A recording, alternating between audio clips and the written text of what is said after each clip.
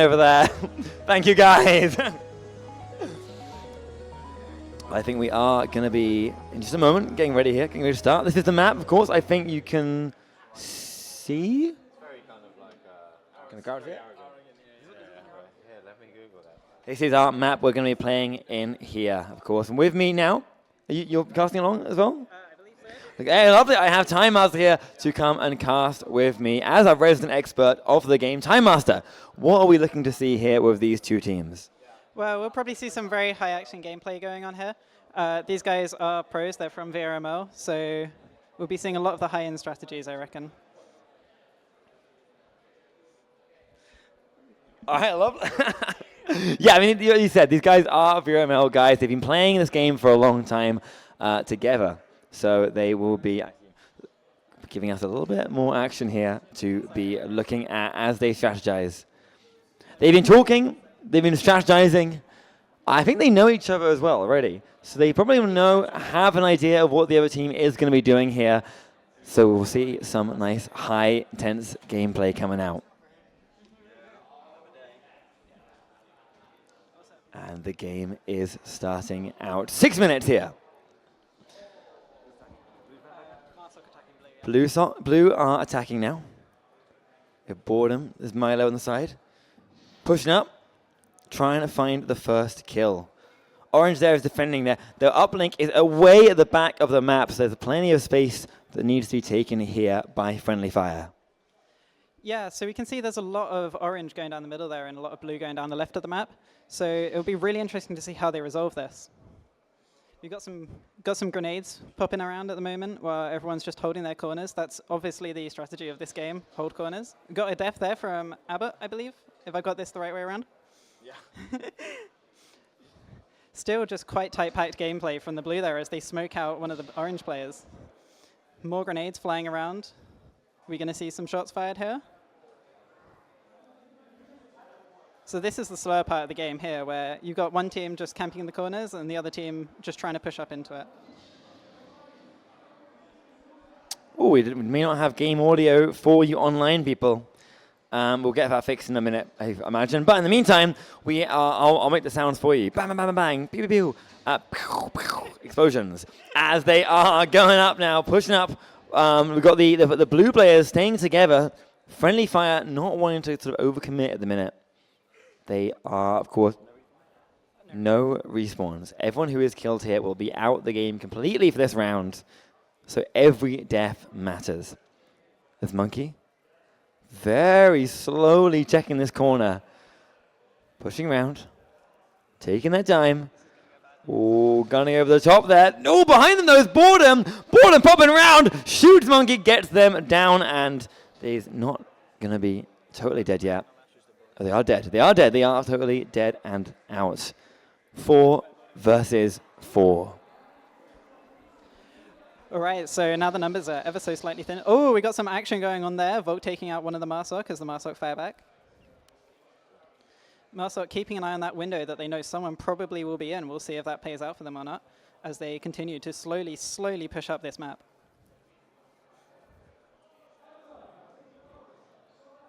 Can we get a look at where the Volk are, maybe? Oh, never mind. There's the Volk. Taking down a couple of the Marsok through the windows, I believe that was. Oh, really? Are they wrong? There might be a bit of a conflict here. Volk have got a very interesting position as the Marsok continue to push. Word on the street is that we may need to swap team names around. Friendly Fire and Sunset Venture maybe backwards. We'll find out. We'll find out. But as we're doing here, because it's live, we are at the LAN, so plenty of things to go wrong. But more importantly, plenty of game bait to happen as these guys are going to be pushing upfield. High tension. Attackers only have 2 players alive against 3 defenders. You can see here that both defenders are at the back, and then one is inside the house with the attacker. Where is he? Let's get the angle. Downstairs. Waiting for someone to make a misstep to shoot them in the back. Boredom comes downstairs, does not see Abbott, who guns him down, immediately takes a new position. Only 1 player left on the attackers. Yeah, so this is where I was talking about some of those high-level plays where they're just taking corners and holding them until someone walks past. And some of the corners you really would not expect. Like we had people sitting in that center house there while people had already run past them. And now it's just up to this last person to try and get the last defense against 3 Volk players. So we'll see if they manage this or not.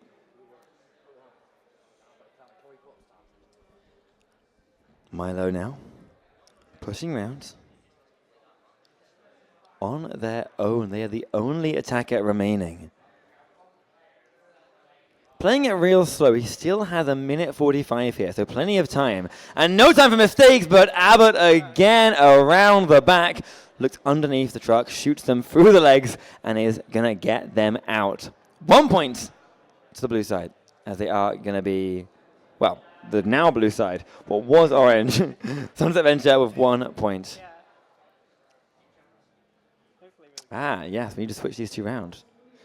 Excellent point. Excellent point, assistant. Friendly Fire with 1 point. That's where we're at. Friendly Fire with 1 point. Sunset Venture are not with any so far. They are still behind, looking to get this next round. Now we are going to switch attack and defense on this next one. A little break here for the teams to strategize.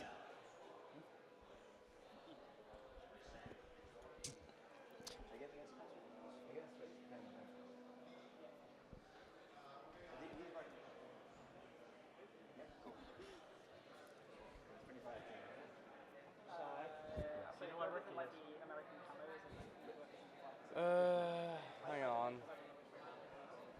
I don't know. Ricky. I think he went off to get something. Players online, viewers online are going to be betting on the player with the most kills.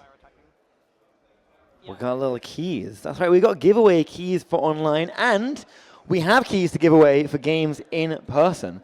They're behind me, too far for the mic to reach. But here they are. Guys, we have games. Free games to give away. I know. That's exactly it. It's exciting. We are going to be doing them at some point in this. But we have... Oh, yep.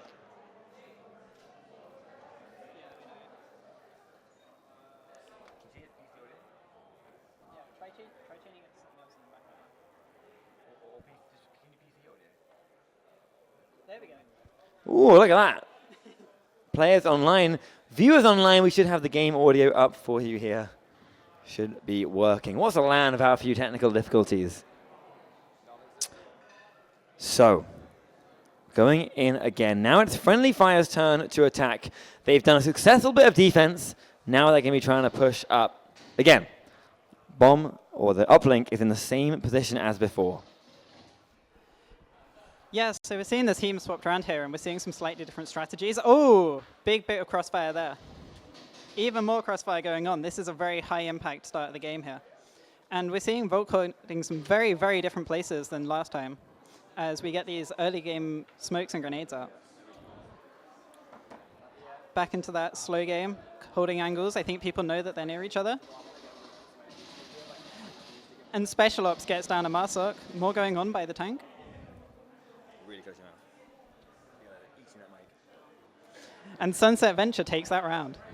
Hey, Sunset Venture with their own round now. Both sides have successfully defended, which is leading us to our third round. No one's taken a round off the other side yet, so they've just defended it. Tough to do. Tough to be the one to take a round. But with the third round coming up, we're going to play a little game here. I have some keys to give away, and I want to hear someone. Is anyone here who think that we are going to be seeing Friendly Fire with the next round? Round of Friendly Fire? How about Sunset Venture? Any Sunset Venture supporters for the next round? No one thinks Sunset Venture has this. Surely not. Wow. Lack of faith here. It's just you. Only man brave enough to step up and support the team.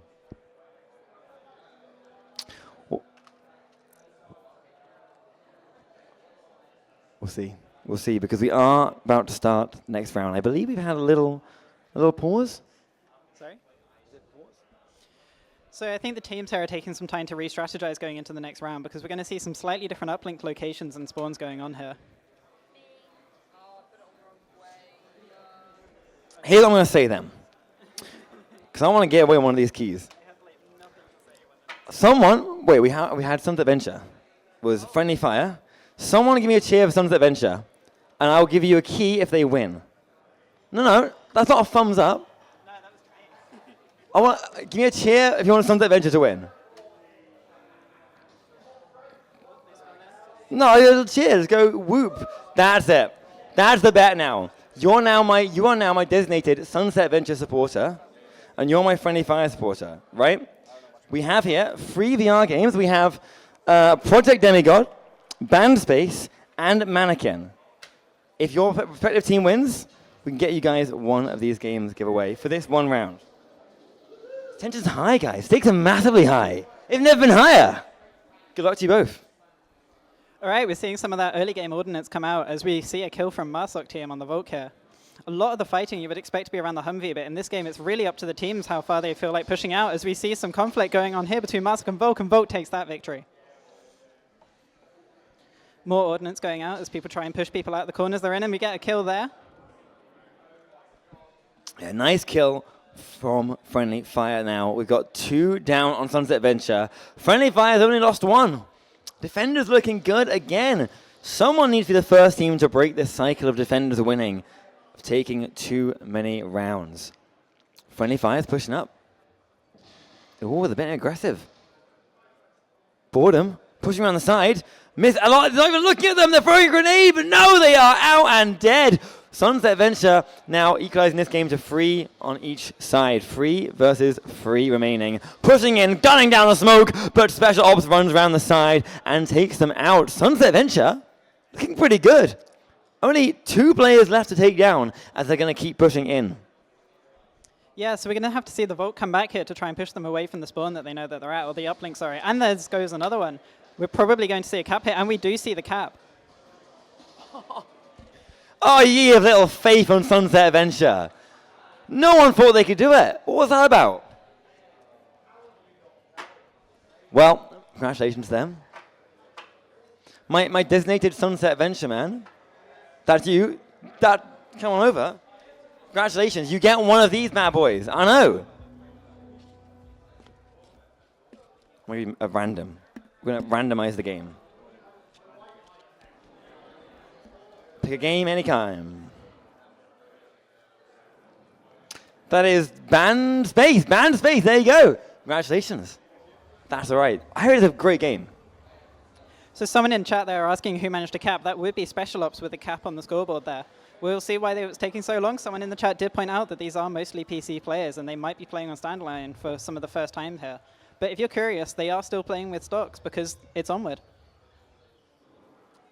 Well, see, I see you eyeing up that floppy disk. Isn't it cute? It's a floppy disk, but you got your game code on it, so it still works as a game. But it's a floppy disk. It's cute. We do have more of these to win. We're going to keep giving them out through the day in little random events as we go. Yeah, you can have a look. Of course you can. As we're waiting here for our next round to start. Sunset Venture, of course, captured that one via uplink, which means they are now 2 points ahead. It's a good win. It's a very important win. Defenders were looking so good at the start. We definitely need to keep that aggression up. Yeah, already about latency. Never happy, these players. Never happy. Now, just as a reminder, this is an in-person event, so you're going to be seeing some lag. We saw it with some of the games yesterday, some complaints about the hit registration in some of the games. You're going to be seeing it here again today as well. But that's half the fun. We can't give you the same experience as home. It's got to be different. A little bit of latency. Oh, even better than normal. We are, though, going to have a little moment here. We're going to recycle the network, have a little break, and then we're going to finish these rounds. So you guys wait around for a minute, and we'll be back in just a couple of minutes.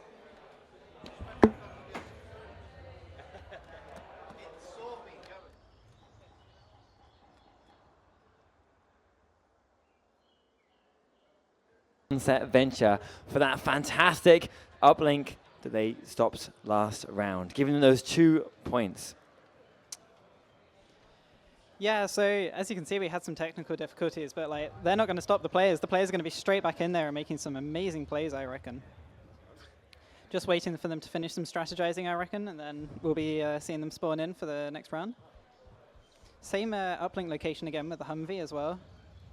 But we'll see if they use the same strategy but flipped, or whether we see something different going on. Yeah, I'm looking forward to seeing this one play out. They had some really nice plays happening at the start of it. Great coordination. But of course, will they be able to keep it up? Friendly Fire are behind. They need to catch up. They really want to get another uplink of their own stopped so they can get those 2 points.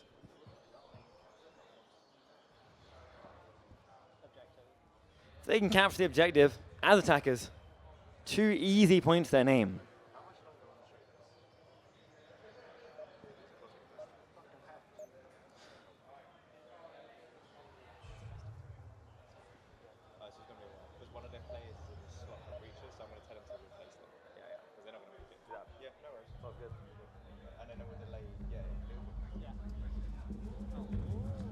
We have bets in our Twitch chat as well.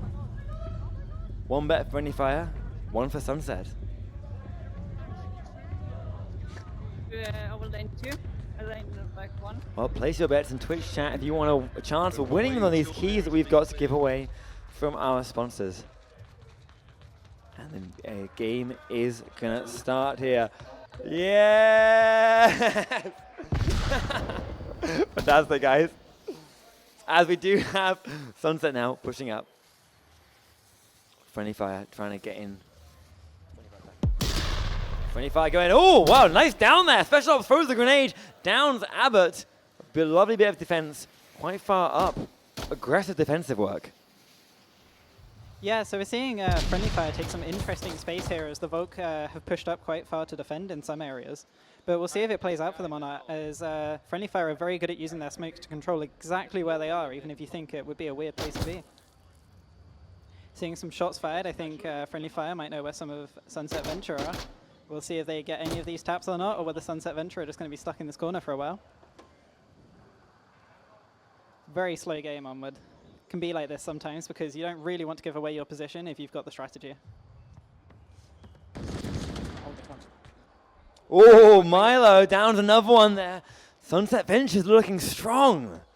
3 people left on Friendly Fire. 5 on Sunset Venture. Oh, make that 4. 1 down. Doggy Dog, the Doggy Dog world. And they are 1 down. Not dead. Chance they can bring them back up again. They can resurrect them, revive them, heal them back to life. Friendly Fire definitely want to get some more kills under their belt, secure some more ground. They're still a long way away from that uplink. Yeah, we seem to be seeing a bit of a regroup going on here from Friendly Fire as they move around a bit before making their way back down that push. We'll see if Sunset Venture get any of their corners that they're being holding. I think they might have a clue that someone's nearby. We'll see, we'll see. Doggy Dog gets Jedi Milo.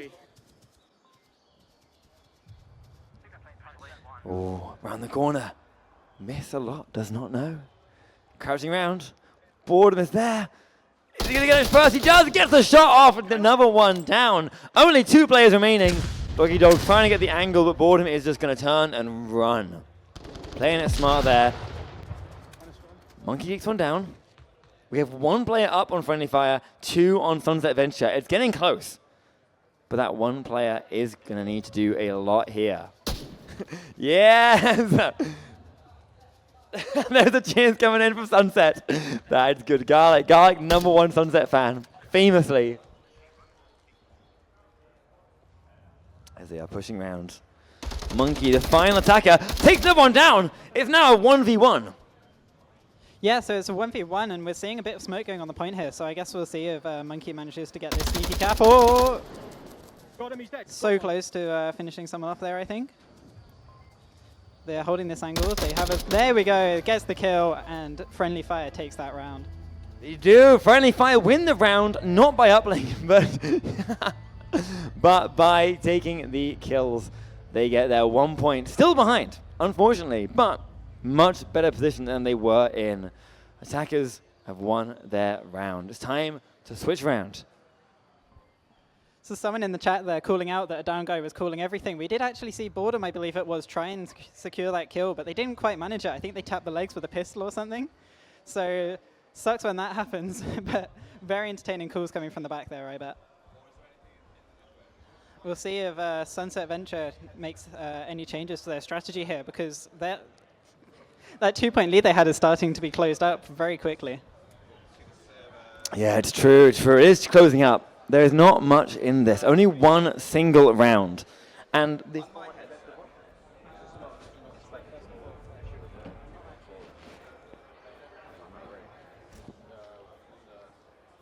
all to play for here still. All the time in the world. They are going to switch, and they're going to have to defend now. Friendly Fire did a lovely job defending earlier, but also last time we saw Sunset Venture attacking, they did get those 2 points for capturing the uplink. They're looking good. I feel like Sunset Venture, if they can do it again, if they can be aggressive like they were last time, sort of having a really coordinated tight pushes, and they're going to be in a really good spot here. Friendly Fire just want to hold this out, play it calm, get their kills, get it equalized. We are playing, of course, a best of 7 here. Sunset Venture get one more round, the game is over. One more round's all they need. So once again, seeing the same spawn. I don't believe this would happen in a normal game, but we did have that restart, so we're seeing this point being played again. Some early shots there going off as someone heals themselves after taking a little bit of damage, I bet. We might see if we're going to get some ordnance going out here. That's usually what happens. Oh, Doggy Dog gets a kill. Through that small gap in the fence. There's the ordnance. There's more ordnance, and someone got down from that. Shots fired by Physics gets Jedi Milo. We might be seeing a bit of a push here from Marsok as they go through. Boredom gets Abbott in the defense there. More corners, more corners, more corners. Pushing up now. Sunset Venture trying to find a position to get in. Miss a lot though. Forward again. Nice aggressive bit of defense work as they're trying to catch them out of position. Doggy Dog waiting. Some lovely cross coverage from these defenders. You can see them on the minimap. They're spread out across the map quite a lot. Some really nice aggressive positions. One there on the top, 2 in the middle. Trying to get anyone on off angles. Sunset Venture with only 2 players left, looking like they're going to lose this round unless they can do something crazy here, because Boredom is the final one alive now and trapped between defenders. Yeah, so we're seeing the last player, Boredom, here on Sunset Venture, throwing out some ordnance, probably trying to distract the others as they push through, and Miss-a-Lot gets that kill and secures that round. Oh, we are back neck and neck. 3 all. Hey! Congratulations to them. Friendly Fire pulling this one back. 3 all. This is it. This is the final round, isn't it? Match point. Best of 7, of course. So this is the final round. Whoever takes this round will take it.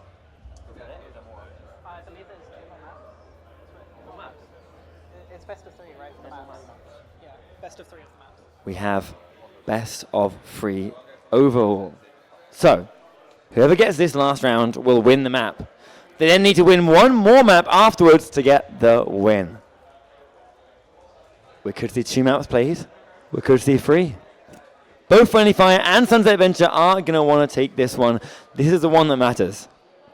All the others are practices. They're warm-ups. They're training. They don't matter. This is where it counts. Yeah, so we're seeing them take a while to spawn in. They're probably sitting in that tent using all the time that they have available to try and discuss their strategy, pick their spots. We might be seeing a different spawn location here as well, I believe. Can you go back to the map?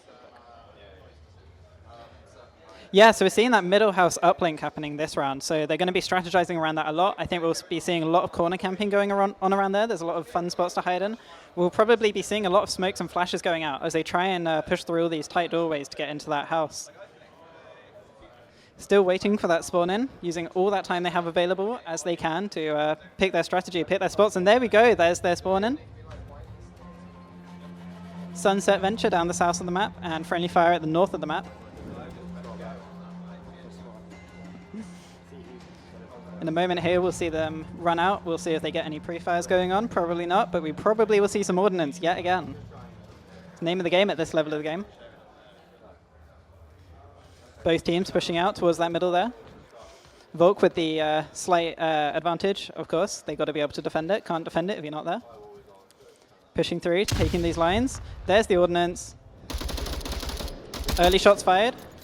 Friendly fire, trying to get that pick on the Volk. Throwing a grenade out. Oh, aggressive here. They're really meeting immediately. Of course, we do have the uplink right in the middle of the map, so it's a contested spot. As Boredom gets a shot off, Jedi, I guess one, Boredom gets another. Attackers are 2 down. Friendly fire are looking, they're not in a great spot right now. 1 down. Doggy Dog gets that really important kill. Equalizing it at least a little bit more to 3-4.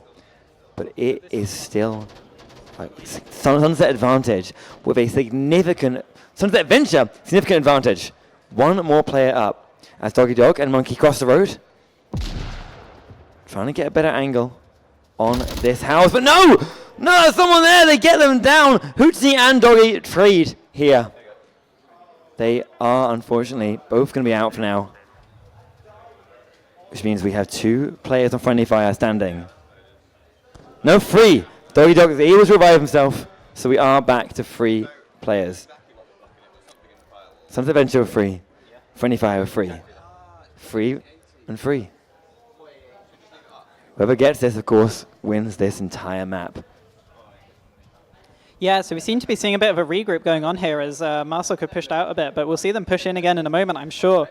Volk holding some nasty angles in the house, it looks like, from this mini-map, so we'll see how they handle this. Someone in the chat pointed out that we'll be seeing what the lag is like here. I don't think it would be too bad, but we could see some shots made that you might not normally see on your personal server games.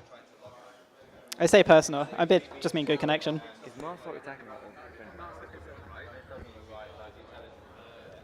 We have votes here for Volk in the chat.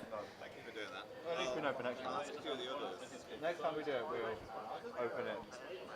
There's Volk obviously being the defenders here in black as Boredom's waiting. Missed a lot. Do they know? Boredom's holding a nice position here. Missed a lot is looking for someone to push in on an attack. We have another player, of course, you can see, further back. Waiting, looking for someone to poke their head out to snipe them.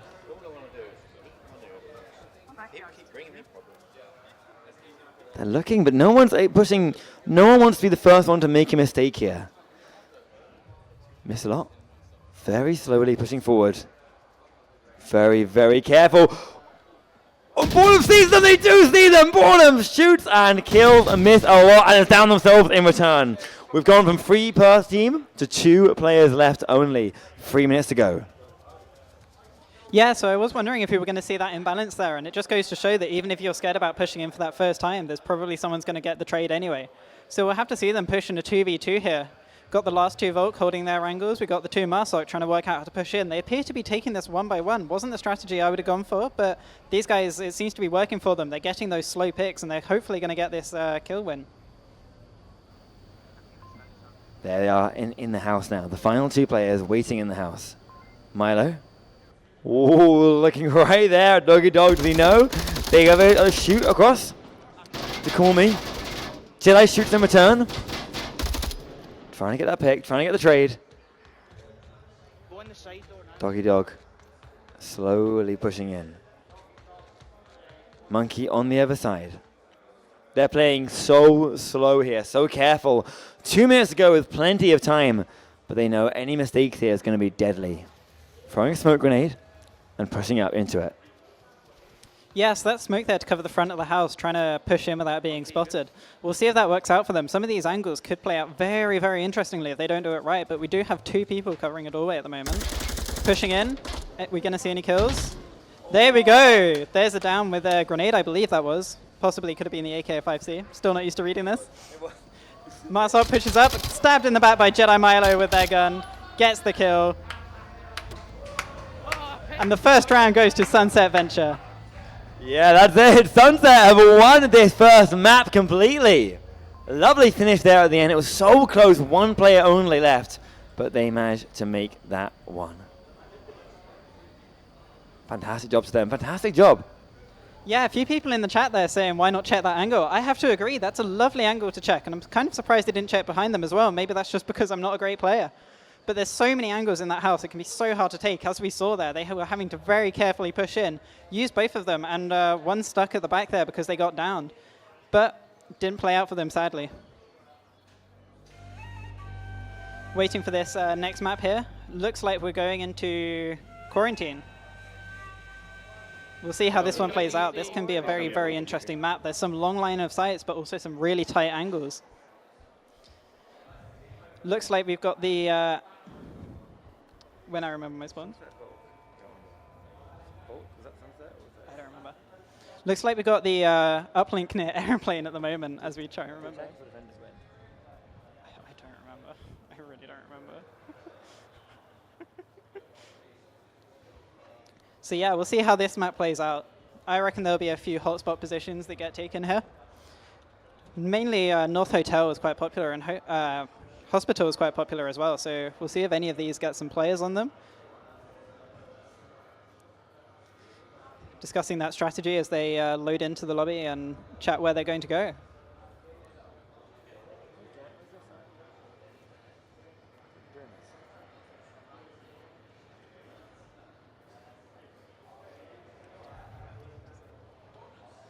I gotta do this real quick. Sorry. Let me just write down who's who. Oh, yeah. Appreciating these lovely camera angles on this map that DPI have created for us here. Waiting for these teams to spawn in.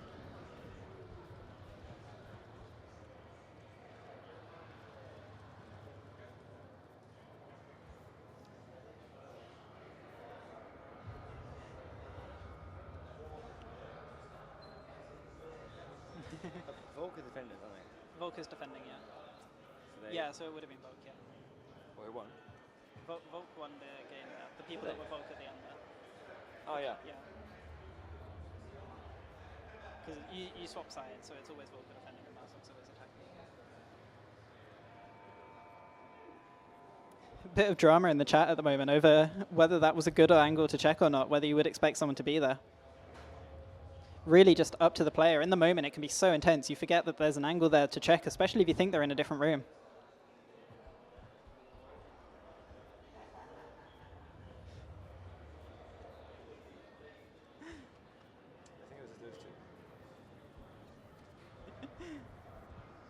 Someone calling out the education going on in casting background, can you tell?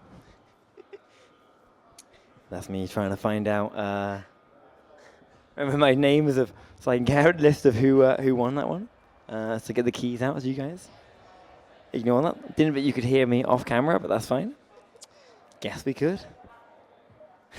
We have a call-out map, that was okay. But we're trying to stay away from it a little bit here so we keep it accessible for everyone here at the LAN who hasn't seen the game that much.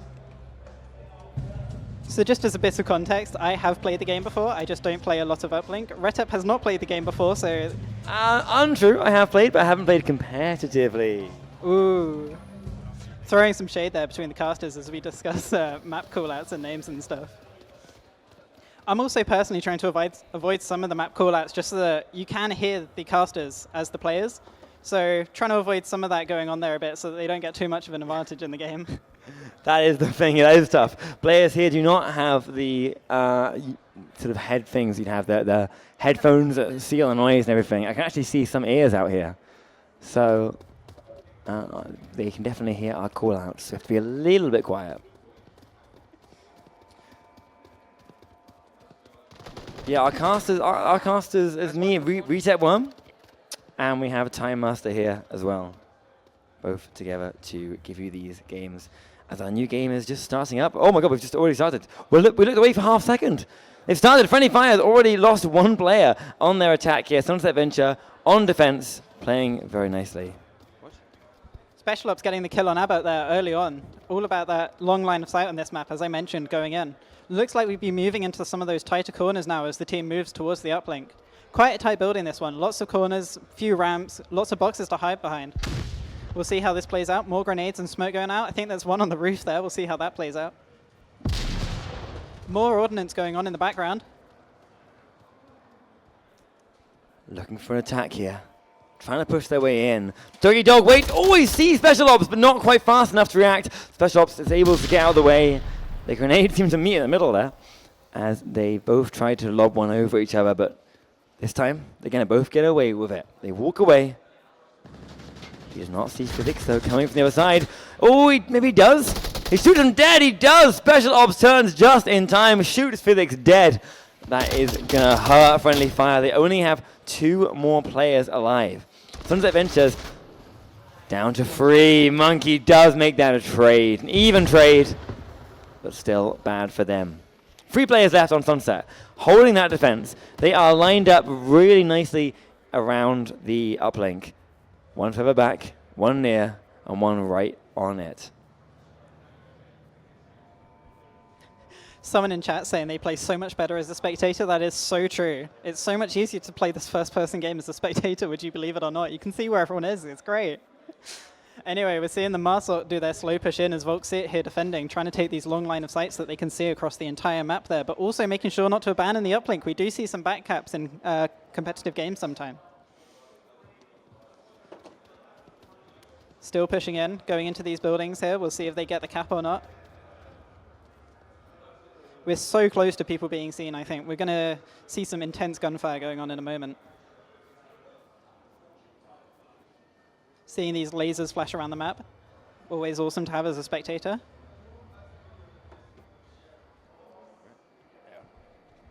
Oh, they don't see each other. They're right next to each other here, but they have no idea. I don't want to say their names to spoil it for them. But will they see each other? There he is. Monkey, the first one to see it. Milo gets gunned down.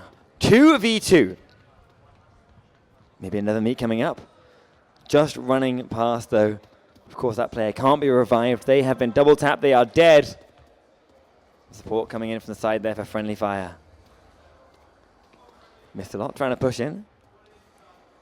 All the players now are around the uplink. Missile shoots, but misses that one. Smoke grenade is going to go off from boredom. Both players make it out of there alive. We still have 2 minutes. Plenty of time. So we're seeing a bit of change in angles here as people move around and Borden comes around the side and gets missed a lot. It's now a 1v2 on the point. Angles. Ooh, got seen there. Bit of a re-strategize from Volk here as well going on as the final Marsok player tries to gather their bearings. Trying to figure out how to push this, how to take a line of sight that is clearly being covered. Yeah, boredom. Looking for someone there, just waiting, taking their time. Friendly Fire are in absolutely no rush here. They know all the time they have, but they know as well, only 1 player remaining. He cannot make a mistake here. He needs to take out both of the enemies. You can see them there on the map. No one knows where the others are. Monkey, taking his time. Slowly and sneakily moving around. The other players are hunting him down.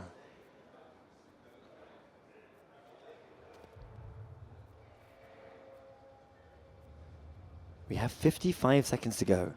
This is not much time. Things are starting to get a little bit close here. These players do need to make sure they're getting a move on if they're going to be able to secure this in time. They could be seeing one here. There they are! Monkey shoots down Boredom 1v1 in this final few moments. 35 seconds to go.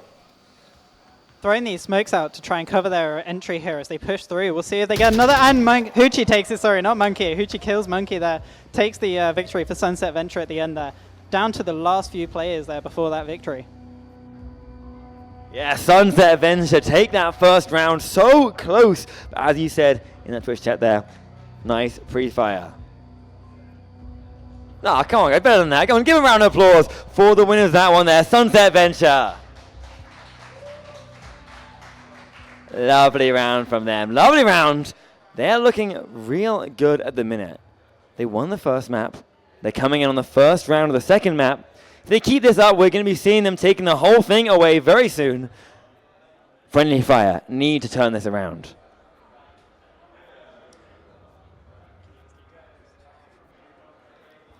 So, time to strategize. They're going to switch over now.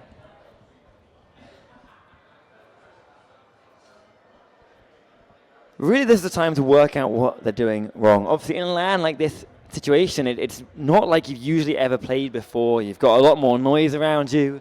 You may have network issues happening. You're in front of everyone. Everyone's watching you. It's a very different situation than it is when you play at home in your own comfortable space. So a little bit tricky maybe for these players. Something for them to get used to, and maybe some slightly different strategies, especially if they have not got very good headphones and they sort of hearing what's around them, not hearing the footstep sounds as loud as they might normally.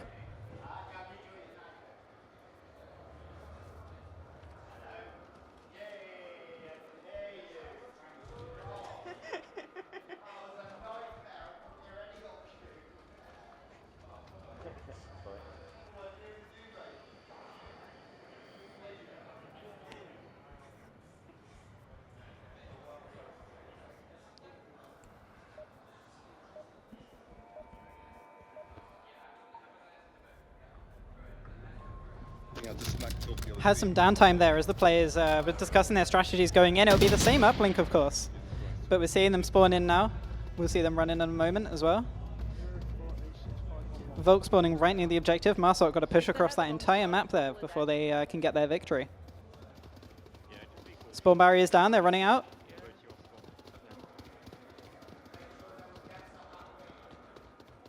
Hearing some of the call-outs from the casters booth here as they yell them. That is one of the downsides to playing here. Not only can they hear the casters, they can also hear each other, so you've got to be careful with that volume.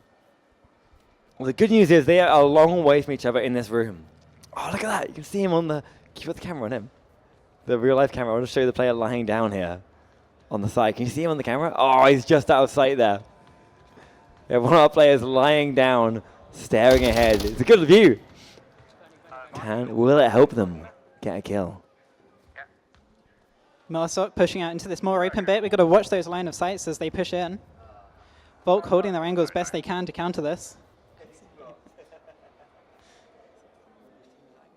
Slow movements, got to be careful. You really don't want to be seen here. It's so open. Shots fired in the buildings in the middle there as one of the Marsok gets taken down.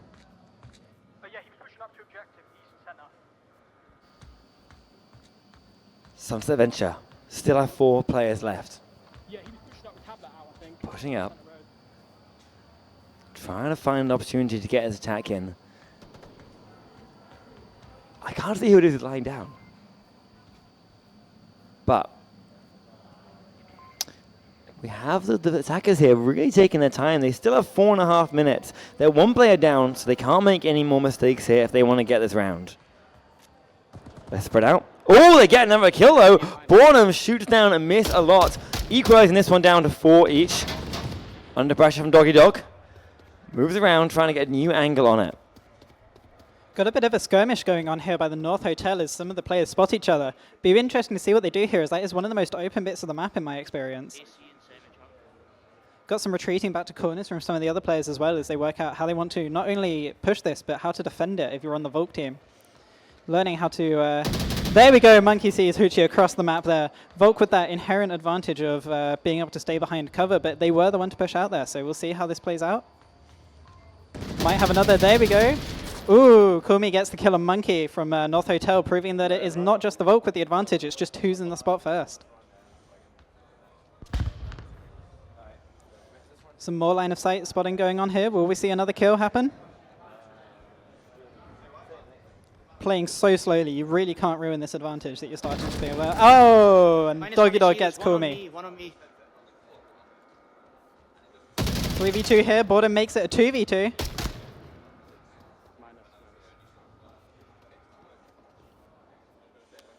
Grabbing some of the supplies there. Some of the syringes and ordnance. Got to keep yourself going in this.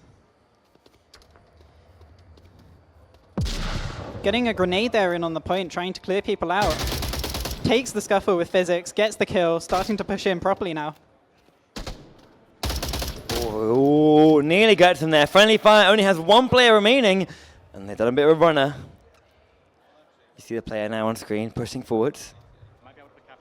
Again, we're trying not to use too many names here to give away information, but their Boredom sees them, doesn't matter. Boredom sees Abbott and gets another kill and another round. Sunset Adventure have one map under their belt here, and they have 2 rounds into this one. 2 more, and they'll win the whole game. So someone in the chat there pointing out that all the confirms are now double taps. It could be the lag, it could just be a missed shot. We'll find out, but it's a good play to start double confirming them just in case it's either. Waiting for the teams now to spawn in again. For everyone here who doesn't play the game normally, can you just explain that whole double taps and confirms? Yeah, so what I'm talking about there is kills aren't just kills in this game. You can go down first, and when you're down, you can still talk to the rest of your alive team over that radio. So if you go down and you don't get confirmed, you will start seeing. So when another player confirms them, it's talking about shooting them again while they're already on the ground, just to make sure they're definitely dead.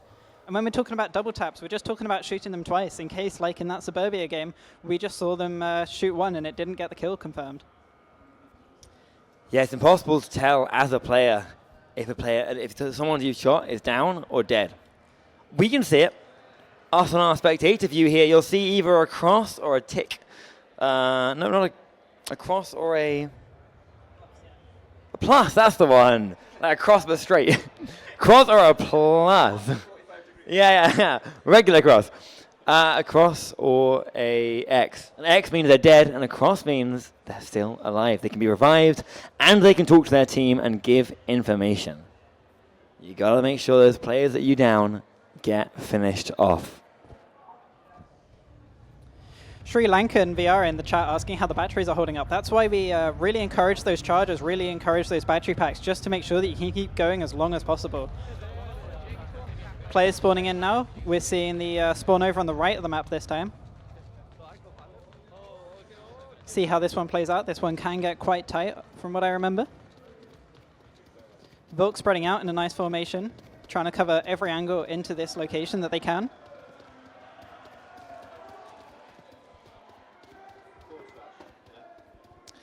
Yeah, trying to get every angle. Being very careful here. Friendly Fire don't want to make any more mistakes in this. They need to start winning rounds. Echo 4, -1 on the cross. Nice and slow. Oh, they see them on range. Long distance shots. They do manage to get it though. Sunset Adventure. 1 more player down. 4 defenders left. 5 attackers. Friendly Fire want this. Can see it on them. They want to win this round. They don't want to lose again because they keep losing. Momentum is against them. They are just going to lose this entire game.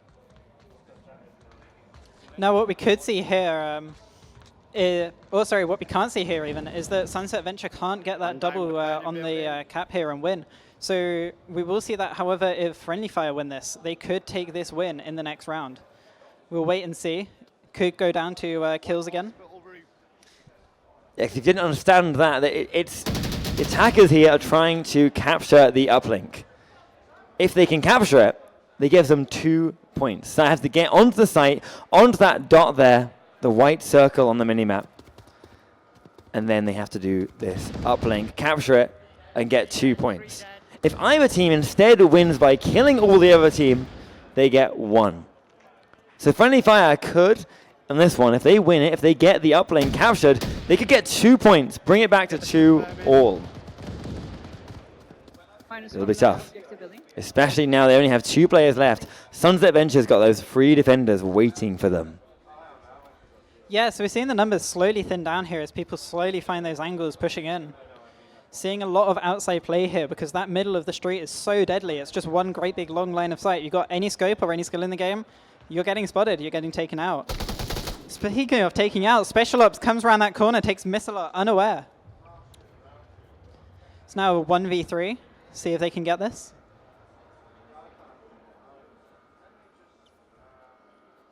Taking that nice long line of sight, longest that they can find safely. Pushing out. We'll see if Volk has any idea where they are though. Does not look like it. Playing very strategically, very slowly, very sneakily.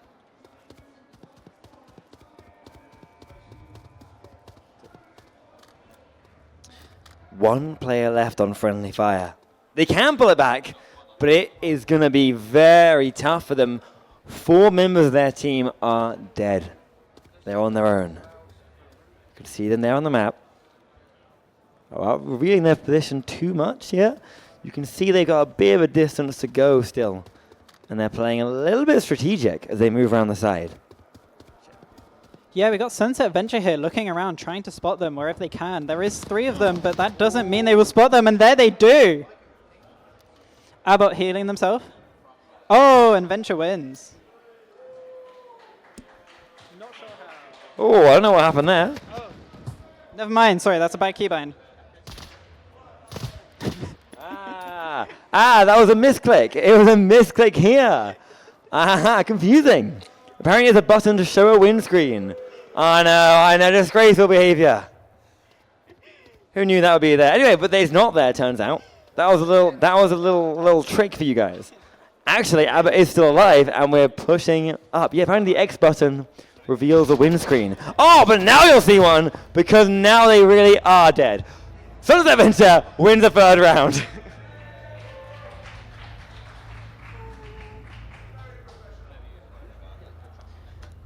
We've got WASD going on here with X right underneath it displaying that screen. So it's very confusing when someone's just been shot and then the person on cams taps that button. Going into this next round here, Sunset Venture on match point. Whatever they do here, if they win the map. Friendly Fire could take it back though, we'll see. They're probably both busy strategizing, trying to figure out their play, using up, I believe they get a minute of time.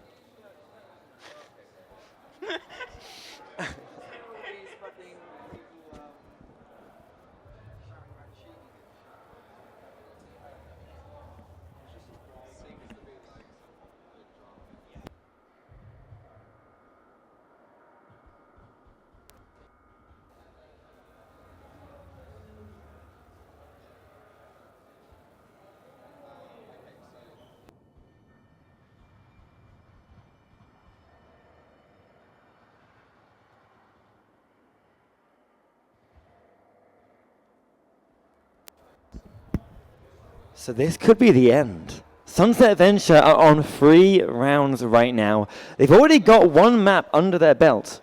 So if they get this final round, they'll win. This will be over. They will have taken the entire thing away from Friendly Fire.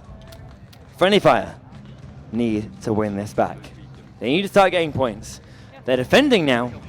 They need to show us what they can do. Yeah, so we've seen this team spawn in again here. We'll see the same point being played. We'll see if it's the same strategies or not, though. Haven't been paying close enough attention to the Marslock spawns, so I can't really comment on them, but there are different spawns that the blue team can spawn on. We're seeing some early fire going on here down that street that I mentioned. You really don't want to get caught there, as we can see. That's good for Friendly Fire. That's what they want. They want to get these early shots down. But of course, we talked about it earlier. Those double taps. That player was downed, but they were not killed. And from this range, they could not secure it. Their teammate have revived them. They've healed them back up. We're back to 5v5 again. Sunset Venture still pushing in. Unrelenting here.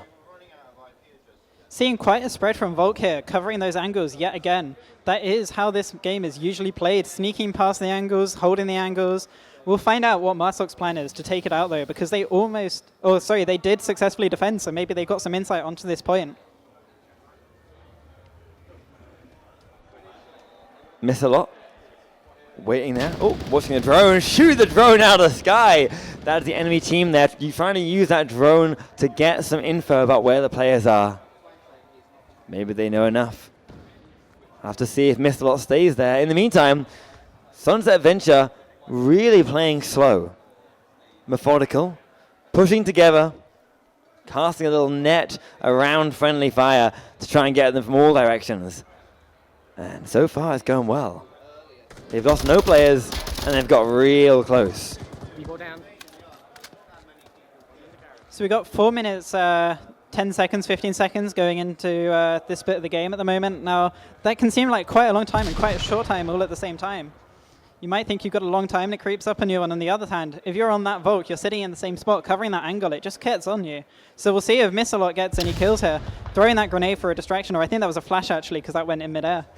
Peeking around that corner, we'll see, we'll see. This could get tense. Lots of angles to be held here. We'll see who gets the victory on this one. 2 players here. Do they know the other one's there? We're not sure. We'll have to find out.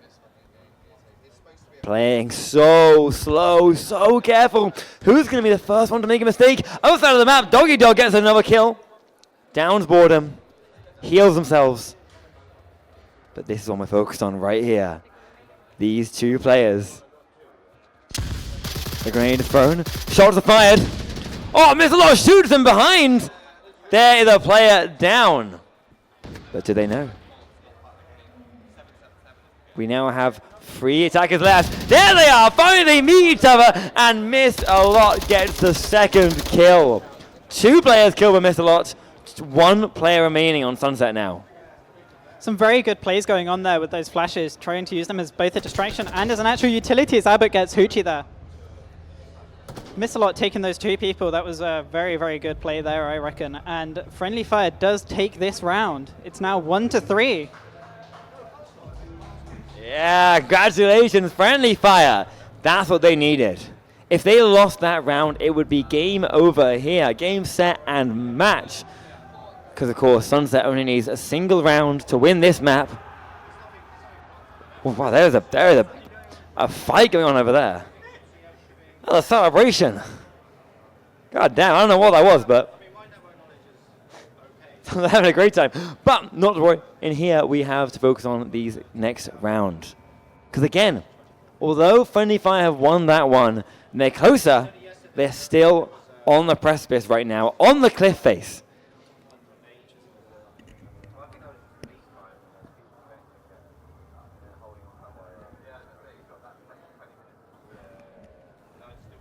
In the other room, of course, they are playing Breachers right now. If you can hear that on here, on our stream. Breachers game is very intense. Not as good as ours, but it's close second. Close second.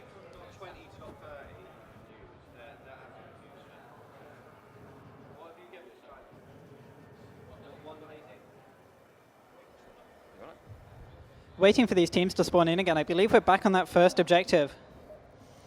They've got to get some good strategies here. Sunset Venture trying to strategize to win this round via defense, and Friendly Fire trying to strategize, probably to get that cap for that 2 points, bring it back to a tie.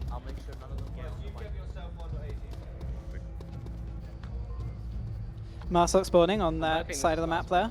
Volk spawning right by that objective. It's very nice. Oh, we're in the airplane this time, sorry. Not in the building. Volk spreading out nicely, waiting to cover those angles as Marsok push forwards, trying to get as much ground as they can before the Volk can find them. 5v5 again. All to play for. Drone flying around the side, looking for some players, looking for some info. Very, very slow here. Attackers want to know what's going on before they push in. They're going to try and find some defenders. Looking over the top. So far, they've spotted no one. It doesn't look like they're going to. Special Ops there is just waiting around that corner. Holding the angle. Some nice shots from range. No one's hit yet, though. 5 minutes still to go.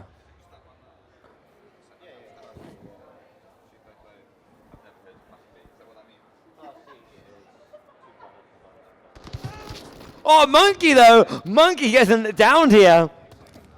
Jedi is downed by Monkey, which means we are now 1 player down from Sunset. Friendly Fire want a second round under their belt. They don't want to concede for even a moment. They're pushing in. Monkey getting some range shots. Most defenders seem to be around the objective here, but there is that one at the side. Watch out for them.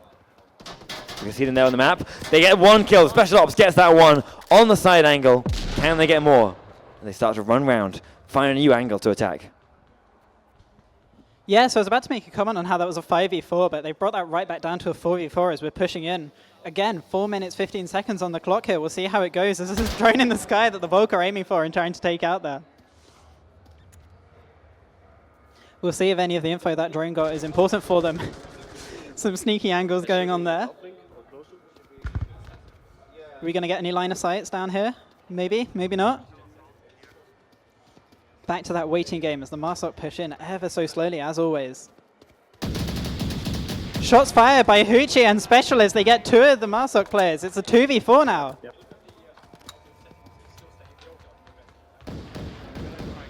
More shots going on over there. Have they seen someone? Are they making it up? Can be hard to tell in this game, I will be honest. I have shot many barrels thinking it's a player. 2 players on friendly fire still alive. If they lose this, they are done for. Sunset Ventures have 4 players standing. They're in a good position. If they just play it calm, play it careful, trade, they can trade. They can get a kill and then get killed themselves. That's fine. They don't mind that. They have the numbers advantage. Friendly Fire, on the other hand, need to get 2 kills each for them to get the win. Or sneak onto site and just defend it, get that objective. It's tough. As Sunset Ventures playing slow. They do see, they do! Myth a lot is seen, shot, and killed. Friendly Fire only have 1 player left. Oh no! Oh no! Boredom shoots their own teammate. That's going to definitely make things a little bit tougher for them, as there's now 2 players down, 2 remaining. Friendly Fire have 1. Sunset Ventures have 2. 1 player is only downed. They're still alive. But can Sunset Ventures get to them in time before they bleed out? Looks like they're going to there. They're very close to them. Meanwhile, Abbott there, doing some very, very smart moves as they move around. They're right. They're right above the objective.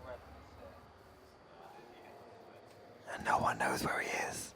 He's sneaking. Playing so careful. He thinks there's someone there. I don't think there is. But he is behind the defenders. So Abbott here, probably trying to sneak onto that point and get that cap. We'll see if they manage, but that would equalize this if they can pull it off. Otherwise, they got to get 2 people on their own there. And Hoochie gets Abbott. Another victory for Sunset Venture, who takes the 2nd map. Yeah, they do. They take the map. They take the game. Congratulations, Sunset Venture are your victors for this one. It was close.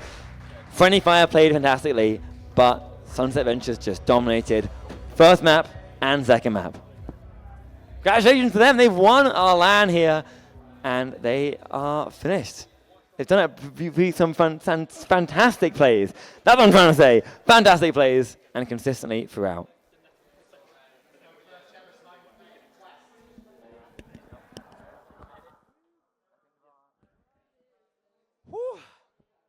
What a great match. Well, I think that is the end of our showcase match here. Isn't it?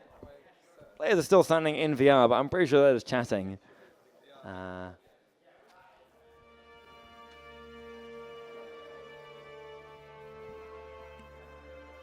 don't know if they're casting the thirds.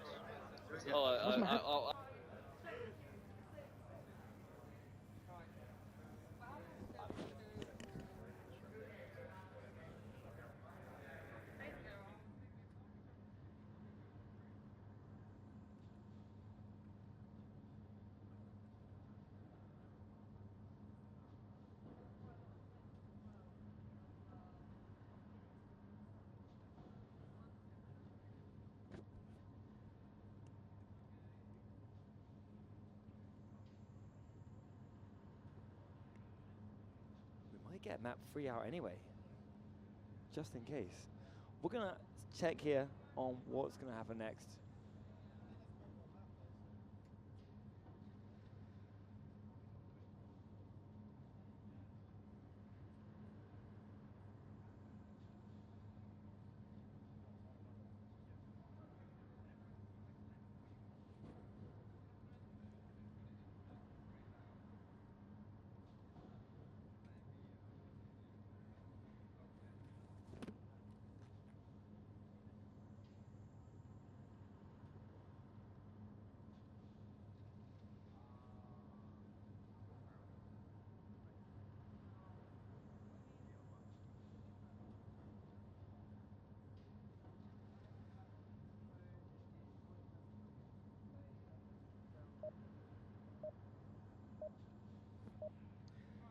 Okay, so confirmed there we are going to get a third map happening here. Sunset Ventures got the win. They have already taken this away. So we're going to do a bonus extra round. It was best of 3, so we might have had 3, so they're just going to play it out regardless. So good news, guys. We'll get another round. We get another map. Bit of a delay here with the confusion. We're going onto cargo, seeing some fast action, tight corners. Minimap in the bottom right as Doggy gets Hoochie. Setting up the team names so that we can see what's going on as we go into a 5v4 into cargo. See some angles going on. Grenade at the feet there, and that is a kill. Such a good nade. Oh my god, no time wasted. Oh, 2 down, Echo 3. We barely even realized what was happening, and the players have already got 2 kills there. Now 3 kills. Sunset Venture are only 2 players remaining. Oh, another one's down. A trade from Friendly Fire means 4 of them, 1 from Sunset. Where is the Sunset last player? He is way back, other side of the map, on his own, surrounded by the bodies of his fellows. He's going to have to try and find a way to push up. But of course, he has no idea where his opponents are. And there he is on the right. Abbott is there to get the shot down. Gets the first round. Friendly Fire, take round 1. Yeah, so if you've not played this game before, you've probably noticed this is quite a tight, closed map. This is all about your corners, all about finding your positions, but it's got some surprisingly long line of sights there that will catch you out. We've got some tunnels down some part of the map. We've got just some straight open bits and doors that you can just kill across. So we'll see if people are holding those angles, whether they're pushing out, whether they're trying to sneak around a corner. I'm used to seeing a lot of smoke and flashes on this map. We saw a grenade get down there, so we'll see how this plays out for the teams as they strategize, work out where they're going.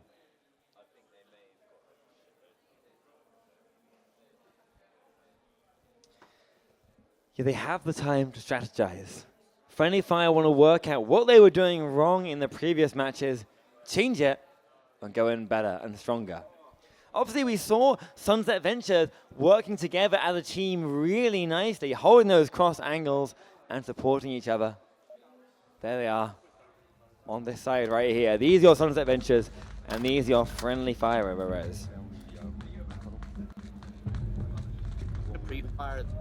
Friendly Fire.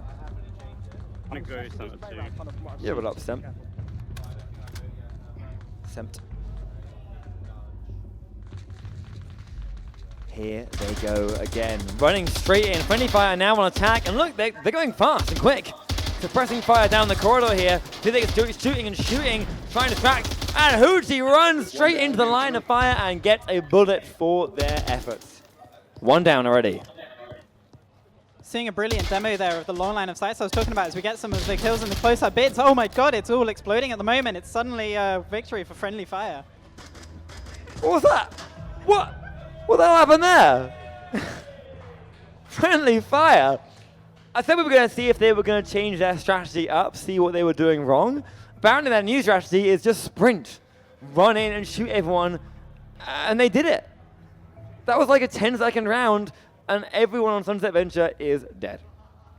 Friendly Fire looking very good. They lost the actual showcase match, and maybe in this final friendly they're going to actually come ahead and get the win here. As we're going to have to wait and see what Sunset Venture will do in response. That's crazy.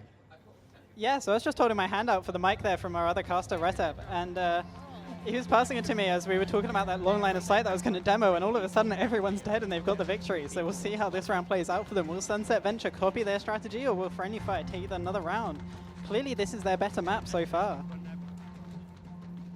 Waiting for that spawn area to drop. There it goes. Teams pushing in. We'll see where they go on this map. I have my personal choices, but that doesn't align with these pro players. These pro players are on another level entirely as we see shots fired, grenades going out, some smoke coming. Oh, bunch of kills going on there. It's suddenly a 4v3.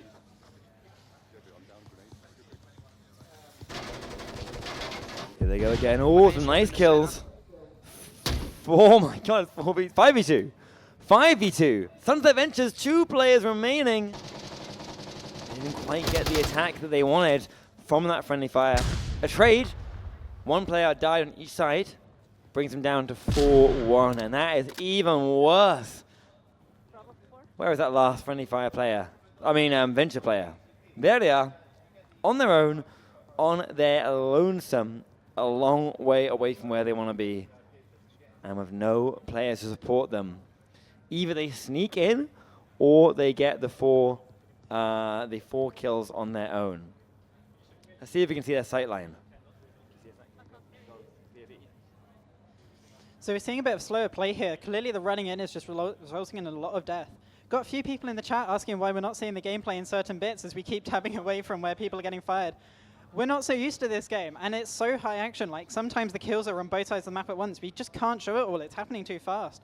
But we're seeing Hoochie push in here. We'll see if they spot anyone. We'll see if they get spotted as they move as slow as they possibly can. Other team holding their angles, picking their spots. They're looking for a player. 4 minutes to go means there's absolutely no need to rush. Hoochie's looking. What can they see? No one's there. They're looking for those other players, but they can't see anyone at the minute, so they're going to keep on very slowly pushing forwards. Could be something coming up, though. Let's see what they do. Slow. So slow. No rush at all. They're just going to check every single angle they come across. Yeah, again, moving slowly, and just something I thought of while we were close up on Hoochie there is that if you were here for the mix, you would have seen a lot of silencers running around. But in this game, you need all the points you can for those grenades, for that body armor if you're one of those people. If you're taking a gun with a full grip, you're going to need those points. So we're not seeing any of that as Physics gets the kill on Hoochie from behind, the one angle that went unchecked. Thank you. Friendly fire with 3 rounds under their belt. 1 to go. Good man. That's right. We need to clap for them. Guys, give a clap to Friendly Fire. They're winning this one back. They have 3 rounds. Give a little round of applause for them. That is it. 1 more from them, and they're going to have this game in the bag. Now, they did lose the showcase match, but they've turned it around. They're doing things different, and now, after the last time where they attacked and pushed through and got an instant win, they're going to do it. Maybe they can do it again. I mean, it's really been in their favor so far, and I believe they're back on attack here, and their strategy of just run in and kill people was just working. It's so well, taking every angle, preparing for all of it. So as we wait for them to spawn in and refine their strategy as we wait. Lovely overview of the map here from our camera person, showing off some of these angles, some of the wider open bits of the map. Hopefully it won't be too long now before the team spawn in. Got breaches coming up shortly, I'm hearing in the background, so. What a pretty map. So we do have maybe the final round here. If Friendly Fire can get this, they'll win immediately. They won it, but last time they were really fast. Sunset Venture is not going to let them do the same thing again. They want to shut this one down. So Friendly Fire, back in the map, waiting on this countdown. Yeah, utility on the ground. And they're just throwing things everywhere. Are they? Oh, God, knives only. Oh, they're running.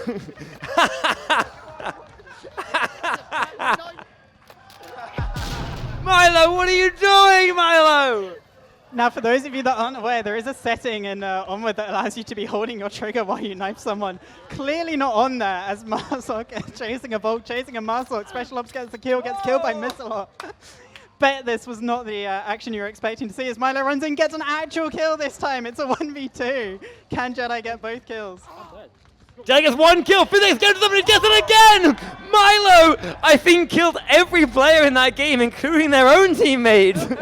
But they have managed to get their opponents too. Sunset Ventures have 1 round. That was ridiculous. That was well done. Fantastic job, Milo. An absolute killing machine out there. That's ridiculous. Well, Sunset Ventures time to attack again. Will we see more knife action, or are these guys going to remember the guns they have on them? Question is, will we see that again? Will it be pistols? Will it be actual guns? We'll find out what the teams are discussing. I'm sure there's a bit of back and forth. Be very surprised if they go grenades only, but I've seen people try it before. Didn't end well.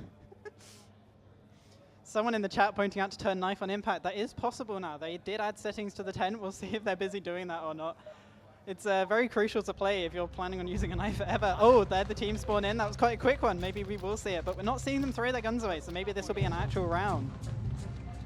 Yeah, strange tactic here. We're seeing these guys keeping hold of their guns. Oh, never mind. There goes something. Maybe they will. I don't know what that. Oh, is that grenades? The pistols. Can't really tell what they're holding. No, it is a grenade. It's a grenade. Oh, nope, and there's a gun. Okay, well, maybe some of them have guns. It looks like Sunset Venture are going with the gun scrap. Oh, Dogger gets 2 kills. They're going to keep going. Running around.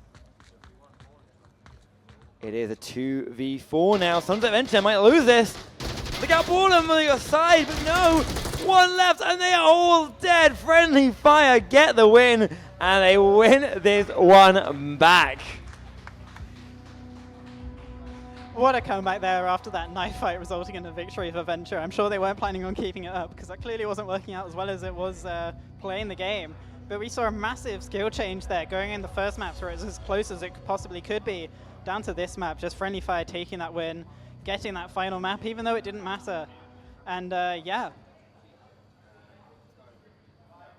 I'll have to see what happens now. I think But he was actually completely wrong. Did you get it working? Oh no, on one. It makes no sense because wow, that was a lovely showcase match. Lovely showcase match and a lovely end match as well. Congratulations to both teams there for Friendly Fire for that final game and Sunset Venture for the showcase match. That's us done for Onward. Thank you guys for coming to watch. We appreciate it. Oh, thank you. Thanks. Breachers next door. Next up, we have Breachers next door, about half an hour. We'll be starting there. So if you guys make your way there, we'll be going ahead with our next matches.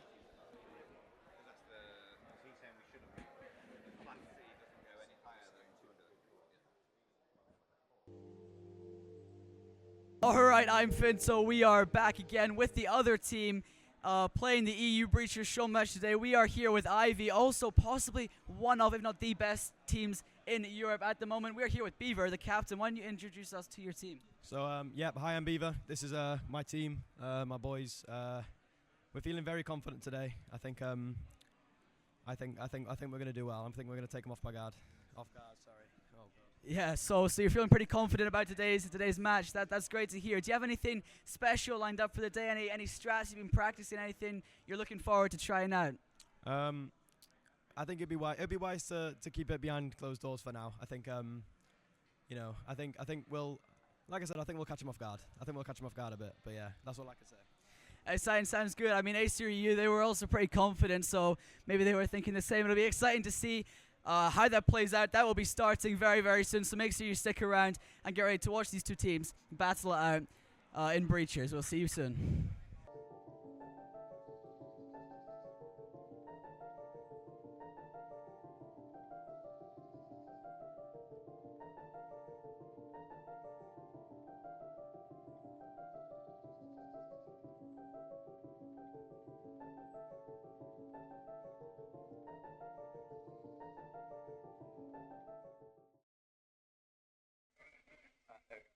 And we are ready to go. First map, Arctic. We are ready to get into this game. This is H3EU versus Ivy, the first EU LAN match between these two very skillful top teams. And I mean, I'm here with Capsy. I'm Finn. So Capsy, Arctic, slightly newer map. Talk me through it. Talk me how it plays. Well, Arctic has had a massive rework. It was heavily defender-sided, and Triangle Factory, the developers of the game, decided it's necessary to rework the map, make it more balanced. I'd say it's a pretty balanced map. Some might say it's attack-sided, but I guess we'll see tonight. Yeah, and I mean, it's definitely a map with those longer angles down the corridors that we see on a lot of the floors. Maybe like very heavily, it's look very good for those players with good aim who have the skill at those long ranges. So it's going to be great to see some of that come out, especially when we go into the rifle rounds. I'm starting off with the pistol. We have Ivy on the defense and Acer on the attack, and I mean, let's see how this plays out. Yeah.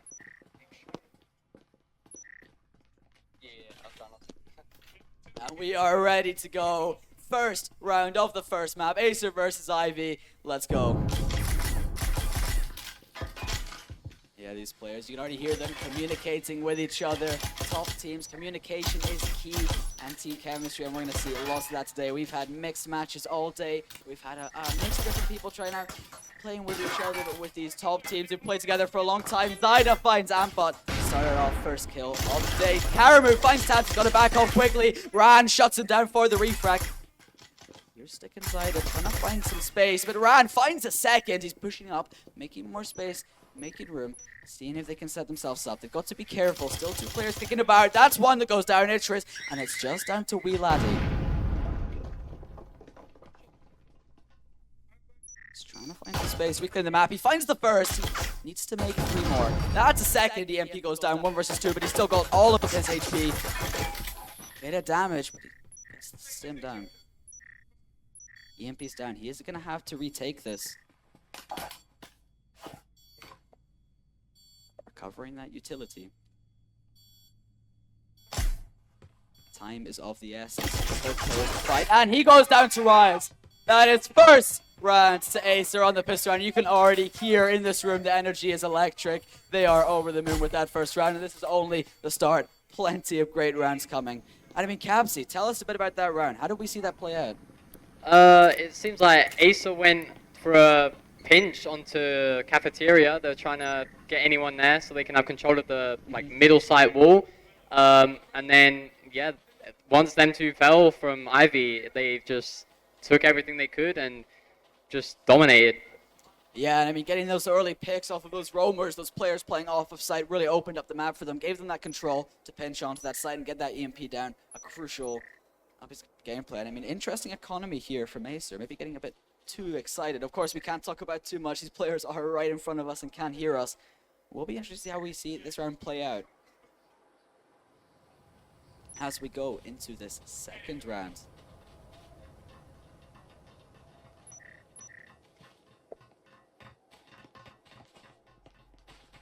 Of course, we do have to say thank you to all of the people that make this possible. Thank you so much to Triangle Factory for supporting today's event, specifically Breachers' side of things. The wonderful developers of the game. Opening up early. Not trying to take too much space, not trying to get too excited. Both players want some pre-fires coming in. They know they're there. Neither see each other yet though. Just letting off the pre-fires, seeing if they can catch someone off of guard. Not quite though. Backing off for now.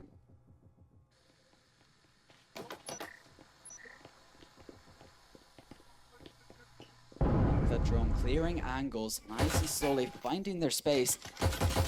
Oh, there's Wee Laddie. He's putting in some damage. Beaver does find Tab. Zyda with that Vezin. Wee Laddie finds Zyda from behind. That's a Vezin on the floor. Ryzen's gonna need to recover that or she'll get the kill. That's him down. Vezin is on the floor. They're gonna need to recover that. Stick finds Karamu. 2 players left. 2 versus 2. Ampa finds Rise. Interest finds round 6 though. And it's just down to Stick to clutch up. He's got Spectral in hand. He finds the first. But that's a Vezin in Interest in his hand. He sees him. Puts in some damage. But Stick finds that with the Vezin. Second round on the board for Acer in the 1v1 and Capsy. An intense round. Vezins all across the floor. Especially with those second round Vezin buys. I mean, that was an interesting economy buy. Talk us through how that round played out. Yeah, I mean, Ivy had the numbers against Acer, but I mean, they started to fall apart. I think Antbar, I think, was the last one of the ones to try and grab a Vezin on the floor, and I think they just got a bit too greedy for it, and well, they got took apart, so a bit sad. And I mean, definitely, when you've got those one taps to the head rifles all over the floor, that's what everyone's after, that's what you want, and that's what wins and loses rounds. And when you see those on the floor, you just feel you've got to go for them. And I mean, both players at the end having Vezins there, that's what brought it down to the line at the end, that 1v1. But Acer just making away with that in the end. Going into this next round now. Both teams with rifles now, thanks to that economy. Third round, especially for Ivy, that was a good save. Mostly Jespers there from them in that second round, so they do have the money for 5 Vezins despite losing 2 rounds in a row. Of course, Acer with a stronger economy, able to not just get those Vezins, but that crucial utility to winning these rounds. They're going to want to keep that momentum going as we go into this third round. Tab's window broken, he knows players are near him. Playing it nice and careful though, not getting too excited trying to go for this. Yeah, both these teams play really slowly and methodically. Clearing angles slowly and making space. It's a good nade, but not quite far enough.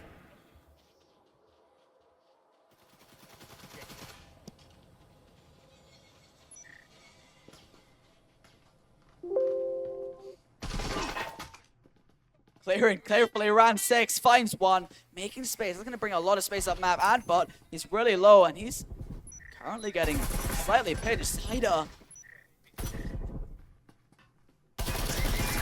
And but finds one, Tabs finds Karamu though. Who's on council? What the hell? It's alright, sorry.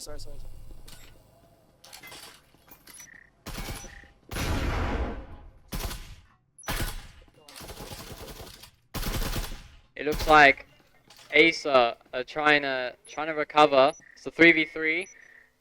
That's it seems a bit scattered. Yeah, I mean 3 versus 2, taking some heavy loss, trying to keep their angles, trying to get close to the side. The breaching film goes down. Seeing if they can try and find some space here. That smoke in the way makes things a bit more complicated. Naze goes through inside up, finds Ambot. Idris and Beaver just left. But here comes round 6 from behind. He spots him in the smoke. The damage comes in and Zaida cleans it up from the front. It's just down to Beaver. He spots one. That's going to give away the position here. Rise swings out. 3rd round on the board for Acer. Recovering that. And just the last moment, losing some players early as they tried to create the space and get up on the map. But Ivy just falling apart there towards the end as they lost the sight. Yeah, definitely. I mean, it was a very fair fight. I mean, 3v3, but I think Acer were more prepared for... Oh, EMP goes. Acer were more prepared for what was in store for that site. But yeah, I mean, yeah, that was something. I mean, definitely a good first 3 rounds, especially in an environment like this. You've got many people watching you. You've got to keep the ball rolling and keep the mental up, which is what Acer are doing here. You can hear them cheering with every kill. You've got the support from the sidelines, and their mental is up right now, which is just key. You can see them on the stream here, all of them communicating with each other, setting themselves up for hopefully what's going to be another round, especially with their strong economy. And I mean, interesting buys though from Ivy. Those who know Breachers quite well will see this as a bit of a weird one, a bit out there. And let's see if they can put it to work though.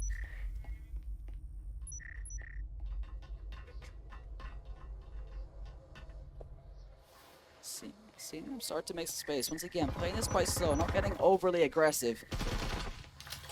Zaida spots Idris. Some damage comes in, I think through the wall bang. And that drone is just going to clear out these angles for now. Anbab finds Mr. Tabs though, if he can recover that Vez, and that's crucial. Anbab finds a second. Zaida on the refrag. But I mean, that's 2 players down, 2 crucial Vezens on the floor. Spawn 1, they're putting down the fire. Taking turns peeking each other, not able to get a kill off yet. Karamu takes quite a bit of damage from that though.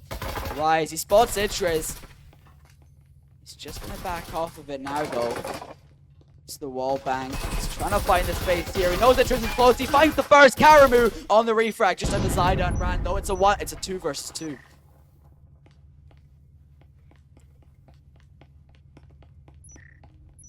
With previously heavy roaming strategies from Ivy that they've seen in other rounds, they could be anywhere for them right now, and anywhere they are. Karamu finds Zaida on the flank, just down to round 6 here in the 1v2. I mean, could be 2 Vezens recovered if they blew this round 6. He spots the first, he goes down, but there's Wee Laddie, and Wee Laddie finds the kill and puts the first round on the board for Acer. And I mean, a crucial round it is, especially with an off buy there, a weird buy. I mean, Vipers, that's a weird buy, right, Capsy? You've got experience. That was definitely a weird buy, but I mean, making that 1 round on defense means it can't be a 6-0, so less pressure for Ivy, more pressure for Acer, but yeah, I mean, Wee Laddie was there for the refrag, so good positioning on their part, but yeah, we'll see what happens this round. I mean, 3 rounds down, it's definitely a big morale booster, especially if you're Ivy here in the game and you've just lost 3 rounds. And off by like that, a good call from the IGL there. A strange one, definitely, especially for those expensive, but not always the best SMGs, but they put it to work, recover those Vez, and are going to this round with likely newfound confidence and newfound brilliant rifles.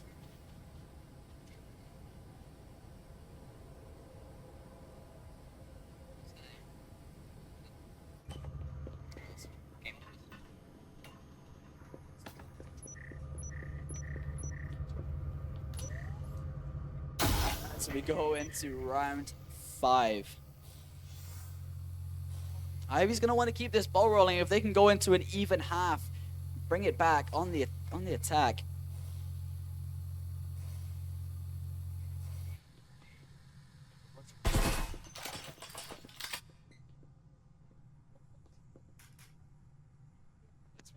Highlights him. Once again, slow and methodical. That seems to be play here from Acer. I mean, coordination. You can hear all just communicating with each other in this room. They are making sure not only is it slow, but it is methodical and sure and well thought out. Let's see. Wait for the execution to come into place.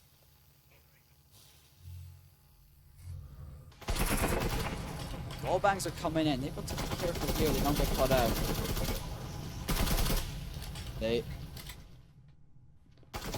Proximity has gone off. It's going to give away a bit of a location. Anbot does find Rise. That's on the flank. He snuck in the staircase. Even I didn't realize, and I bet Acer definitely didn't. He's going to get away with that kill for the time being. Stick, though, repaying the favor. Takes out Beaver, who's getting a bit too aggressive with his face. Insane. That's going to slow down any potential rush into sight.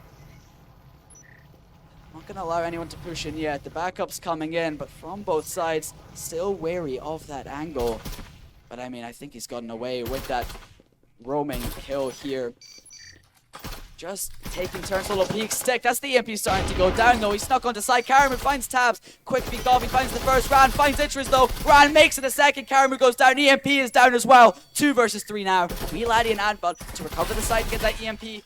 Turns off. Peeking into it. Zyda finds Amp, but it's just down to Wheeladdy. 1v2. The HP is low. But the beliefs are high. It's a 1 versus 2. He's got to get that EMP. Time, once again, of the essence. Both players nearby, but he's not watching Stick in the corner to find that kill. And that is the Ivy momentum gone for the time being. You can talk us through that round. Slow, methodical, and a lot of roamers catching people off. Yeah, definitely. Picks coming out from both sides. I mean, it was just trades after trades after trades. And then Wheeladdy stuck in the 1v2. Good positioning from Ivy. Being able to stop the push from Wheeladdy onto Ran, who was quite low in that situation. But yeah, that's it was interesting. Yeah, and a good round there. Just recovered from Acer. At first, when they first lost to that roamer and they were taking a while to get onto site, you think it's all over for them. You think they're done there until you see the execution all come into place. You see the EMP go down. You realize that it's all been perfectly thought out. That's when you start to realize what a high-level team this is, and same with Ivy. I'm sure we'll see much more of when it's their turn on the attack. Talking about that, this is the last round before we swap sides. And I mean, Ivy, they have 1 round up. That's going to stop Acer from getting a 6-0 match point going into the half. But it's not going to be much, to be honest. They definitely want to get the 2-6 score going into it, because I mean, 3-3 is off the boards now.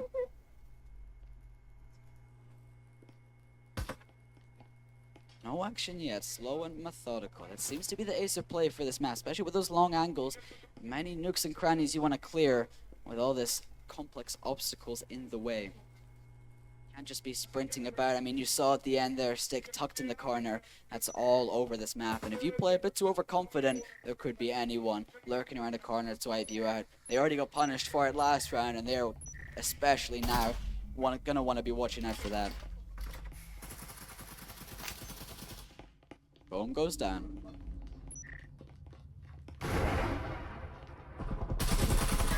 Mr. Taps, fine niches. That's a nice early pick.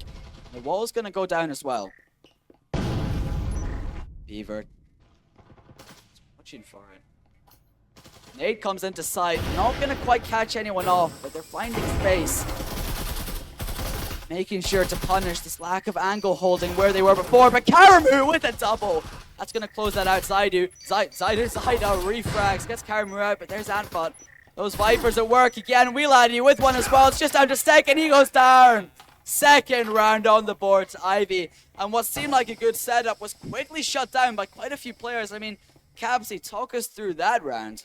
I mean, that round definitely played out how Ivy wanted it to. They got the 2 rounds on defense. Hopefully their attack is a bit better. And hopefully they can win or tie. Or not tie because it's overtime, but you know.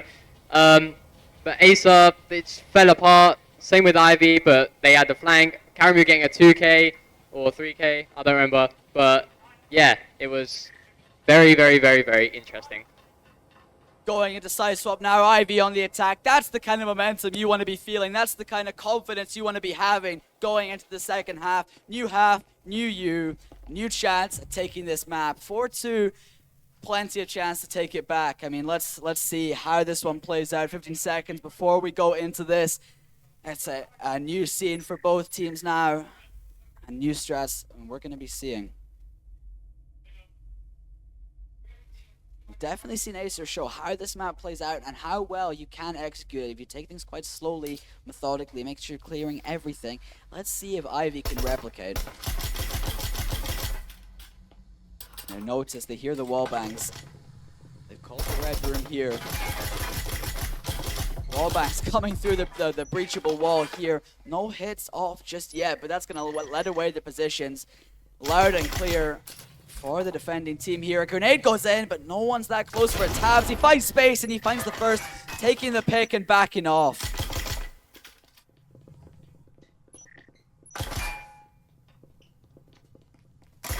Gonna find that space again. Still letting off little pre-fires here and there.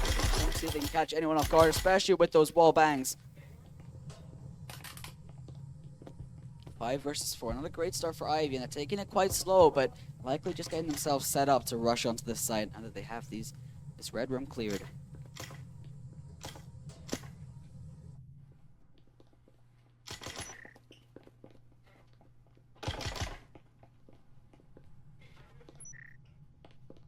Just taking it nice and slow, finding that map space. It's so crucial to the execution, especially at these high levels, taking these sites. Taking turns, peeking each other. It's a good nade. It's in the back of sight, but not quite catching anyone off. Bit of damage onto Zyda. He peeks out and he's got both players on him. Beaver finds that. That's going to even the playing field a bit, but it's also going to let them know exactly where some of the Ivy guys are. The breaching folk goes down. Itris finds an early pick onto Tabs. Rise. He finds Beaver swinging out. There's Karamu trying to recover the EMP. Rise gets caught on the retreat. But Wheeladdy's in the instant. He's going to take some damage, Itris. That's when Stick ran with the refrag. Just down to round 6, though. He's 1 HP. He's got to do this now. But Wheeladdy finds him. That's going to be 4-3, bringing this score even closer to even. I mean, yeah, that was a very intense round. Definitely what Ivy wanted. They wanted to just win the rounds they can. The attack, they got shut down with the red room hold, but I mean, they recovered. They figured out what to do next, and well, they ended up winning.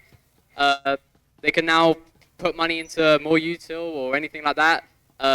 Acer probably wanting to save, maybe like hold what they can. Maybe they want to force and see what they can do with winning next round, and you know. Yeah, I mean, definitely, and it really shows how even though things can seem over for one of these teams, the strategy, the grand strategy has been there all along, setting themselves up nice and slow for the perfect execute, taking things fast at the last moment, catching them by surprise, and getting that round in the bag. 3 for Ivy now on the board, and that's going to be, what, 2 in a row? Yeah, it would be. Yeah, I think so. Yeah, so that's the kind of momentum you want to see, especially on that first half. And with the economy now in the pocket, you're going to see their buy there. And it's a strong one.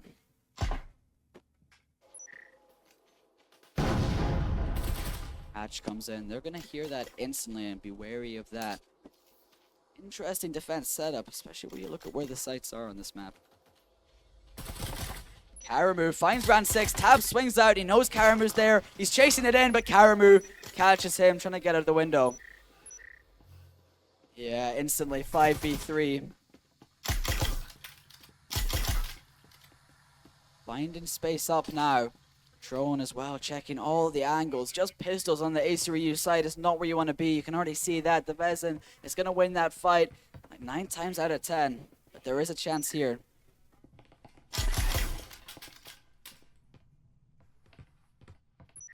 Backing up a bit with a slight idea of where the execute might come from.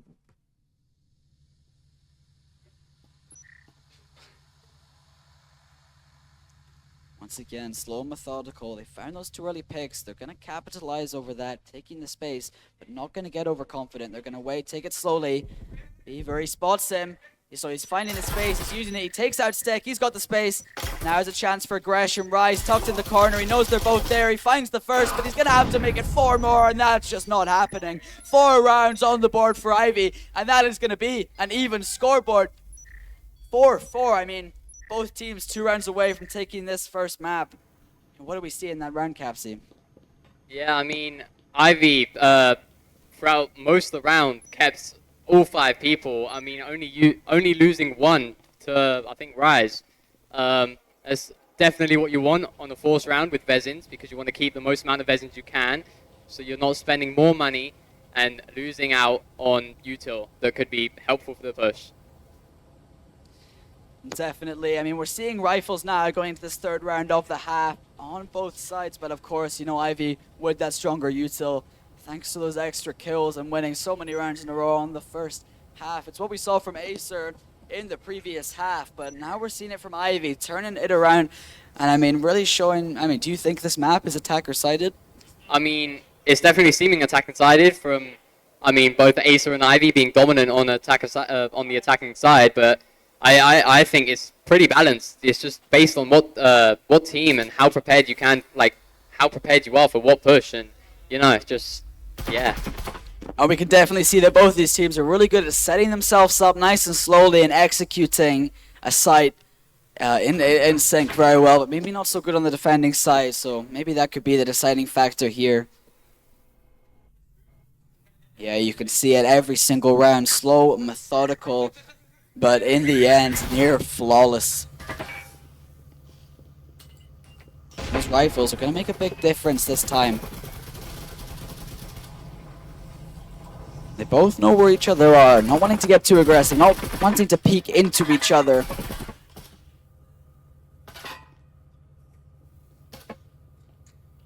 Wallbang's coming in, trying to get some early damage off, but it's not much yet.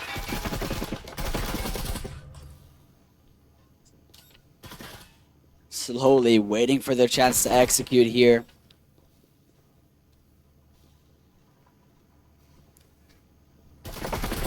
Still building up to this. You can see there's the hatch. Rand's gonna hear that. Flashbang comes in. With the flash off, Rand finds first. Can he make it a second? He can. Itris is gonna own that space now. That is his space. His map control, but Tabs with a triple! It's just Itris, and he is stuck on his own. They know where he is. I can't believe we missed that from Tabs. Looks like he light them up and knocked them down. Zaya's gonna fight now. I only we had a replay of Tabs there, but I mean the energy in here, they are very happy with that one. Looks like he just lined them up and knocked them down. They stepped into line for him by the looks of it there. Itris pinned down on his own at the end, with Rand finding the first from that hatch. A bit too slow off the execute of the flash coming down that hatch. That could have been the difference between winning and losing this round. What do you think? I mean, yeah, definitely. That's a very fair point. I mean, Tabs getting the 3K just on the people in that room, one room alone, just completely stopped the push. And Pipes being held really well by Acer. I feel like you're just stuck in that corner as soon as you drop the hatch. If you can't get that space, you're trapped. That's just it. One nade, you could be gone. Yeah, I mean, as much as we can talk about map control, as much as we can talk about teamwork here, a lot of it at the end of the day, a lot of it comes down to these solo plays, like that one we just saw from Mr. Tabs. That, in the end, is often what makes or breaks games like these. So a brilliant play from Tabs to put a round in this half on the board for Acer. A great one to get that morale back up.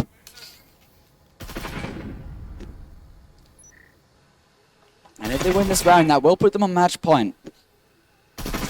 Haramu gets spotted by round 6 on a long angle. Oh, and he is yelling. He is happy with that one. That is the long angle aims that we are seeing in this map. Those long corridors.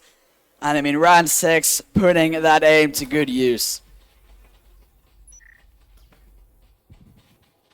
And putting that energy to good use there. We heard some strong, loving words from him there.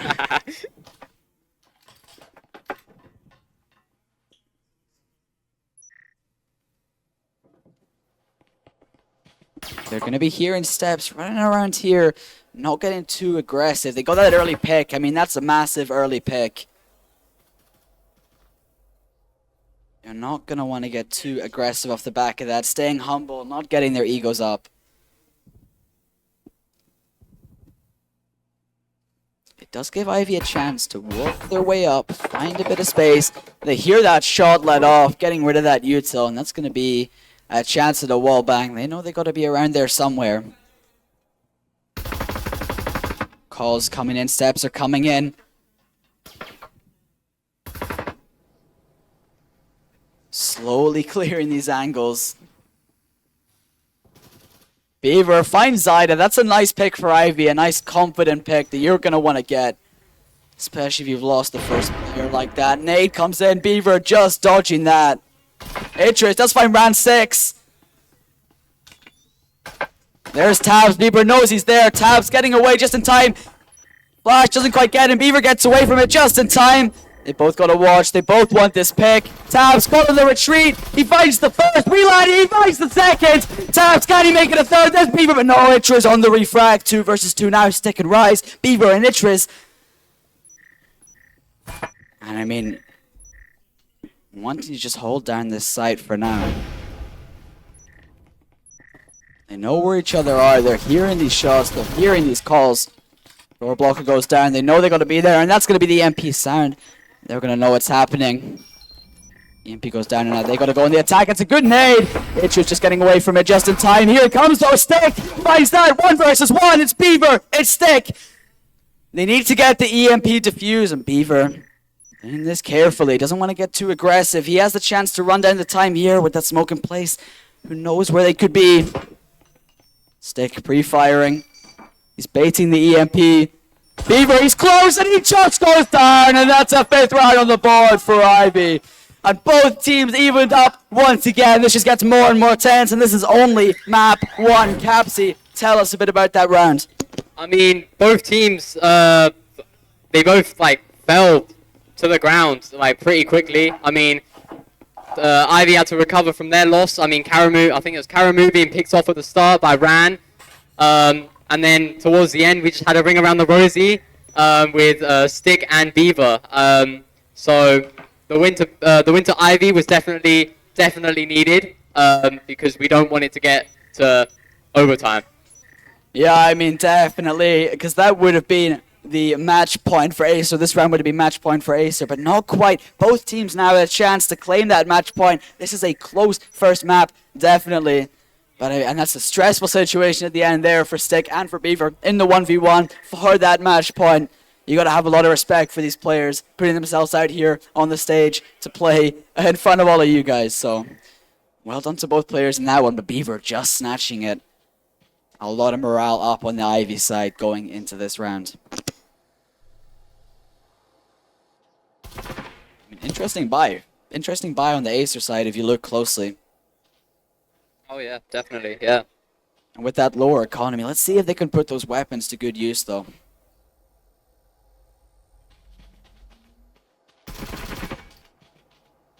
Of course, Ivy down on the economy as well, not quite capitalizing off of that round. Maybe the economy not quite where they want it to be to get around, so not too high on it either.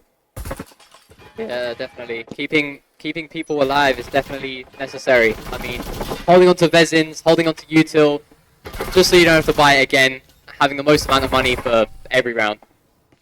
Good nade. Tap's getting away from it just in time. Karamu, he's quite low. He's trying to find space up here. That's another good nade. Karamu almost peeks into it. Just dodges it just in time.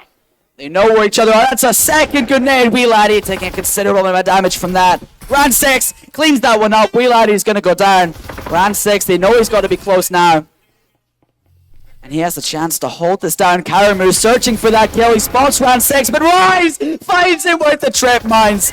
And Antbot finds Tabs. Tabs going to go down. Vezin on the floor, but Antbot takes quite a bit of damage. Interest punishes Zyda for trying to clean that one up. 3-3, punishment after punishment. This one's close. Yeah, definitely. A hatch is blown. Acer probably wondering if there's someone on the hatch or not. Definitely a scary place to be if you're near hatch. I mean, what's going on with the Acer buy? I swear they had more weapons going into this. I don't know if this is a UI bug now. Yeah, UI bug. UI definitely. bug, okay. Yeah. We do see that they still have their weapons in hand, and I'm sure production will be fixing that as soon as possible. In the meantime, you can see here what they have, and they are adamantly holding these angles.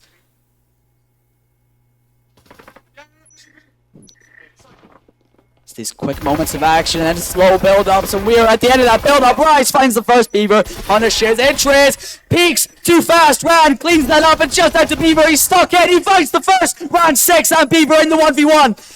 Beaver seeing if he can go, seeing if he can get that EMP down. He knows Ran 6 is going to be here. Ran 6 is going to hear that. He's going to see if he can punish it. Capitalize off of it. He's hearing the steps. Is it a bait? Is he going for it? And that is time! Ran 6 baiting him out. You can see there, running in circles. There was no push from Ran. He ran in circles and he won the round. And it's these interesting strategies that at the end of the day that make this so hilariously interesting. You see the replay here. Punishment after punishment. Interest pushes too fast. Beaver gets caught. Both players on both sides. He finds the first, but the time is out. I mean, I guess that's what happens sometimes when you take things a bit too slow and a bit too steady. What do you think, Capsy? Yeah, I mean, definitely. I think Ran going for the audio bait definitely caught Beaver off guard. I mean, he didn't realize the time he had left to plant the EMP, but getting the plant could have left him, I believe, with 45 seconds to hold the EMP. So yeah, unlucky.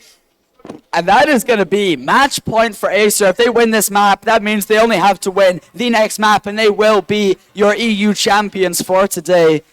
I mean, at the first ever Breachers EU LAN. Yeah, definitely. I mean, if it gets to a 6-6, overtime is enabled, meaning one more round will happen. The winner of that round is declared the winner of this map. Yeah, definitely. So a lot to play for in this round alone. Once again, back at the Red Room, deja vu here. We know what happened last time. Can both teams, well, work on what happened before and see if we can bring this back here? Wall bangs once again. No punishment yet. No over-peaking from either team. Finding space slowly, as you do. No response besides the continuous wall bangs from the defenders. Sticks gonna spot that roamer on the stairs. He does hear that, and we can hear the calls going off in the room. It's this kind of communication that really helps a team go from any old team to a well-polished competitive team. Tabs finds Beaver a nice early pick.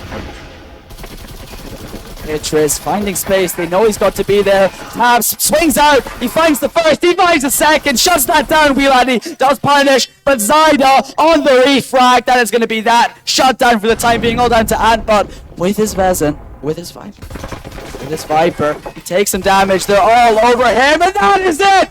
Acer are winning the first map of today. A 7-5. A close map. And I mean, Capsy, the whole map. I mean, what did we say there? Talk to us about it a bit. I mean, Acer definitely started with, 3 rounds to 0. And Yeah. Ivy with the recovery for getting 5 rounds. Definitely a brilliant performance from Ivy. But Acer, just, they got the last round that they wanted. So 7-5, map 1. And it will move on to the next map in a moment. I mean, definitely, you got to be really happy after that one. As I said, first map of the first EU LAN. I know a lot of these players would be happy to be here, but would be even happier to win this and have this under their belts as victory forever. And of course, as we're also happy to be here, we're very happy to people who make this possible. Thank you to specifically Triangle Factory, the amazing developers of this game, and one of the companies that makes this whole event possible for, making the whole thing possible, as I said. So, I mean, yeah. Amazing stuff. Amazing first map. I believe we'll be right back as soon as it's possible. 2 to 3 minute break. Just so they can have a little rest. We are all on countdown. Want to go? The second map is starting. It will be Hideout. Come to the stage room seating area if you want to watch. And I mean, yeah, we're going to be starting with Acer on the attack, Ivy on the defense. We saw some great things from Acer on the attack, closing out the rounds on defense though. Let's see if they can replicate that and finish it out here. Yeah, I mean, Hideout is known for being an attacker-sided map, so let's see what Ivy can do again on defense. Hoping their defense is a bit better on a map they know more than Arctic, which had a rework just a few months ago, so yeah. Yeah, and I've definitely heard some things from some of the Ivy members about their confidence with this map, so let's see if they can match what they're saying about it and do that work, get that victory, and bring us to map 3, which will be Ship.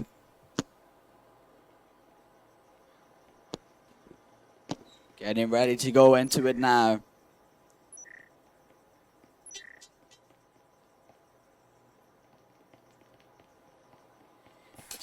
Map 2 starts now instantly.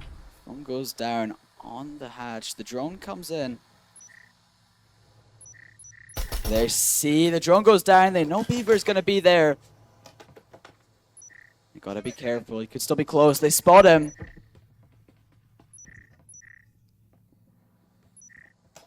Could still be close. I think round 6 spots him. I think they know where he is.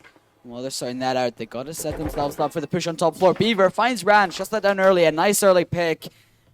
Looks like Acer isn't going to chase that one down. Trying to see if they can get a wall bank through there. Prox goes off. They know they're going to be set up outside. Ready to push in, finding map space. Foam goes down, wall is open, and they're going to see if they can get a pick across the side. That smoke's going to block some of the view, some of those cross angles. They're keeping the fire down.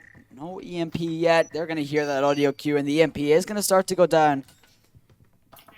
Grenade goes in. Nades, a lot of nades come out.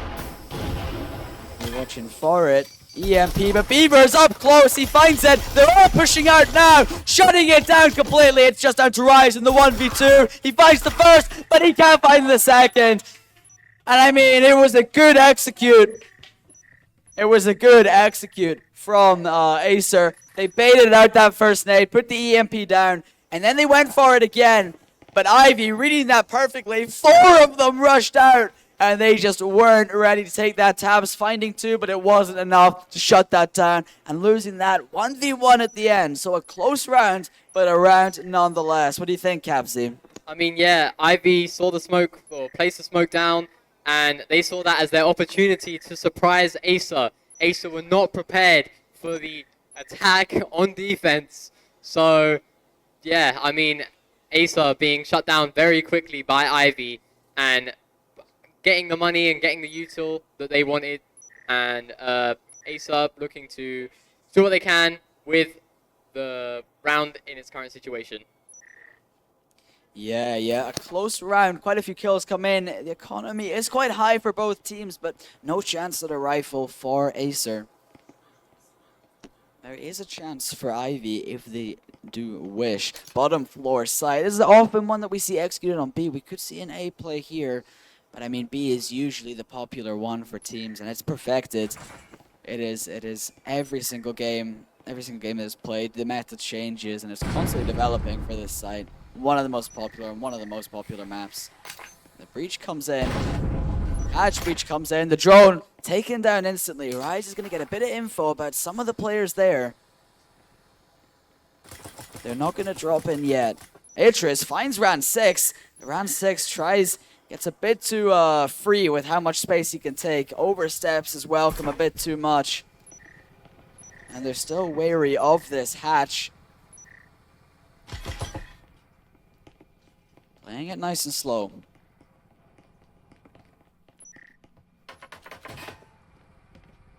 And Stick, Rise and Stick, drop in. They found one. Are they ready? They spot him on the flank. Haramu takes damage. He gets one with the nade. Rise chasing, he gets some damage, but Beaver swings down and shuts him down from behind. 2 rounds on the board for Ivy. keeping both of the Vezins they purchased that round. That is going to be crucial for the economy going into round 3. I mean, they just got pinched here, shut down that nade, shuts down Zyda, and that Vezin was put to work as soon as Beaver could swing out. I mean, yeah, so Ivy, I mean, their teamwork is impeccable so far. Acer just being picked apart one by one, trying to get teamwork going. A miscommunication between Bryce and Stick. Bryce stuck in the corner, and Stick pushing out, wanting to high-low, but Bryce, Stick coming down to, I think, Karamu. So, yeah, I mean, they ended up just having 1v1s, which were not ideal. Yeah, definitely not ideal. Getting shot down in those 1v1s. And I mean, most of the time when you have the pistol, you're going to lose to those rifles. I-Phase, though. Chance of redemption. Round 3, of course. We lost Acer. We watched Ivy lose 3 rounds before and still nearly take this game back. I mean, an interesting defense setup from the Ivy team. If you look at their highlights on the screen, Hayes coming in inside, and that's going to slow down the push a bit. I mean, heavily contested in the garage here. They know one's got to be close. Karamu, he's trying to find space. He's peeking out. Flashed for the time being. Not able to find space yet. Karamu holding down the fort here. Not letting anyone try inside it. Tries for the pre-fire, but they're just taking turns. The prox is going to go off. Of course, Karamu sees it anyway. A nice little trade of players there. Fighting space in the garage. And the wallbang's going to come in. They know they've got to be close. Zyda spots the first on the flank, but now the double flank comes in. Beaver finds one. Rise is behind them, though, and they were not ready for that. Shut down by a player behind, just Wheelad. He's got that stim. He's going to get away with his life, and he's going to be able to back off. 1 versus 2. Both players with Vezins, all players with Vezins, and they're ready to reset themselves and see if they can go for this attack again.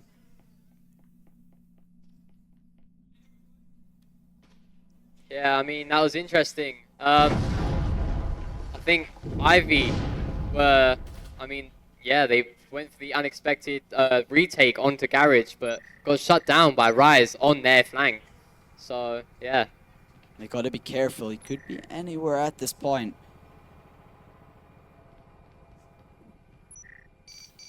The MP starts to go down. He finds the first, though the flank is paying off. He takes some damage. They know he's there. Rise. Make that Vezin. EMP is not quite down. There's 40 seconds to finish it off. He knows he's got to be over there somewhere. The head is spotted. Wheelad, he tries to go for it, but he can't quite. This is tense. He runs past the door. He just makes it past. He spots him, and he gets that kill in the 1v2 clutch. He is going to get away with that 3rd round. It seemed to end the bag for Acer with the 2v1. But oh my goodness, Wheelad just spotting the head and just shutting that down. I mean, could we see the roles reverse? A 3-0 onto Acer. Last map was a 3-0 onto Ivy. Could it be 7-5 to Ivy this time? Who knows? A strong start indeed. You're going to be happy with that one. A great clutch from Wheelad there. I'm glad we got to see it all happen. Everyone's happy about that. Everyone on Ivy. Except Acer. Yeah, obviously. Everyone on Ivy is happy about that. Acer might need to use this bi-phase to rethink what went wrong and what could be done to counter Ivy. Yeah, and I mean, a lot of morale will be lost after that one. When it seems in the bag, you just got to be a bit down on yourself when you lose a round like that. Let's see if they can take it back, though. There's still a chance to even up this half if they really put in the work. 3 rounds. I don't know if they have the economy for it, but it's not impossible.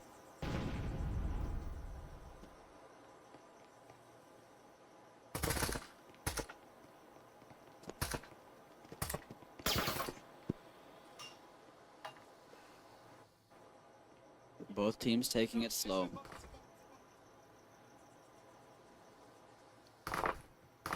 Acer encountering a bug with the window, not being able to vault into it. Finding space, bit of a wallbang comes in, might give away the position a bit. And they hear that foam go down. And the procs goes off once again, a crucial procs position. They're gonna want to get that out of there. Rise. Does he?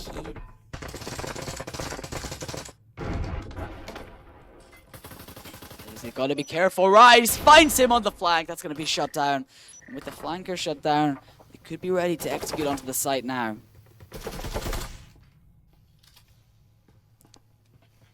Nice and slow. 5 players still alive for Acer. But still, those weapons are brutal on the Ivy side. Those Pheasants, those one-tap Pheasants. The proximity goes off again. Know where players have got to be. The nade narrowly missing. Tabs takes some damage from that one. But Ran finds space. He gets taken down by Karamu, punishing that. EMP down, though. That is crucial for defending his position. Tabs leaning out, finds Karamu. Beaver punishes Stick. Zyda and Rise in the 3 versus 2. Beaver and Wheeladdy are going to have to go for the retake here. Is there time, though? That instant is going to slow down Beaver a bit. He's going to be watching to see if he can catch anyone off guard, to catch anyone trying to cross out. He sees Stick, but Rise finds Wheeladdy on the flag. It's all down to Beaver. The 1 versus 3. Acer needs this round in the back. He finds the first. He's going to have to make it 2 more, and he doesn't have the time for it. He has the best, but Rise swings that round the corner and finds that kill. First round on the board for Acer in this map, and they're going to be happy with that one. Yeah, I mean, I think that goes to show that Rise's reaction, most likely to audio, shows audio in this game is key. As you see Rise instantly flick around that corner. Instant flick. Yeah, so a bit of a setback for Ivy, but they can most likely come back. Maybe Acer has found a way to counter Ivy in their strats. This early on in the game, that would be absolutely massive.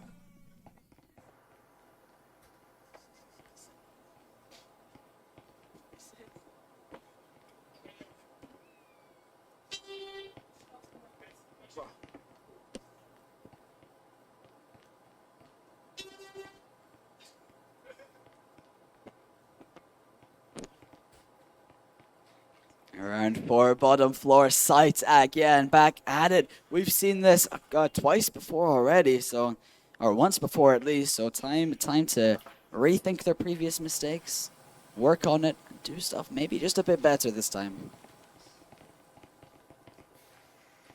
Time already started. The wall is gonna go down. Nade comes in, it's good, but not quite good enough. Not quite deep enough into sight. Wallbangs coming in towards backside. Tab spots Itris and Ran finds Beaver. 2 kills, both great respectively. They're gonna make that flank back off with that smoke. Finding space on site. Tabs finds Wheeladdy, a massive kill right now. They don't know where the last 2 players are. They find one. Karamu goes down, and it's all just down to Adbot. And he lays his guard down. Round 2 on the board for Acer. Oh, the timing on that kill. As soon as Antbot's gun went down, instantly Rise swung and got the pick. I mean, that must be annoying and a bit of a mental setback for Antbot. I mean, definitely at that point, though, when you just have the Spectral in hand, the 1v5 almost seems impossible. I feel like that round was lost as soon as those first 2 picks came in. Crucial picks, definitely, especially these players. Yeah, I mean, now, last round in the half. Chance for Acer to make the 3-3 half comeback, which would be more than Ivy did in the previous game.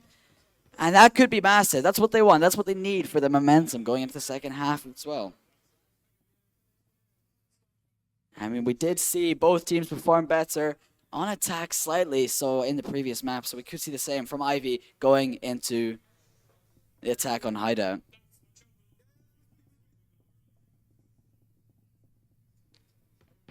Good buys from both teams, though. It's going to be an interesting, fast-paced round, definitely, with these one-tap headshots.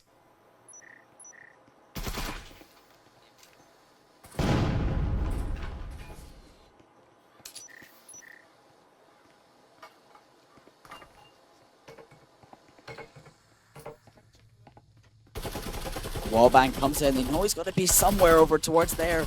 The window's broken. Both windows broken. They're trying to find space, and Beaver's trying to shut it down before they can even get close. No damage done with the wallbang quite yet, though. Home goes down. They're going to hear that go down. And they're going to absolutely ruin that wall. Lots of wallbang through there. Wall goes down. There's a chance for kills here. Smoke on the doorway is going to make things a bit difficult for both teams here. Anbot finds tabs, though, on the flank or the long angle. Neither team making a massive move quite yet. In a bit of a stalemate here on the B side.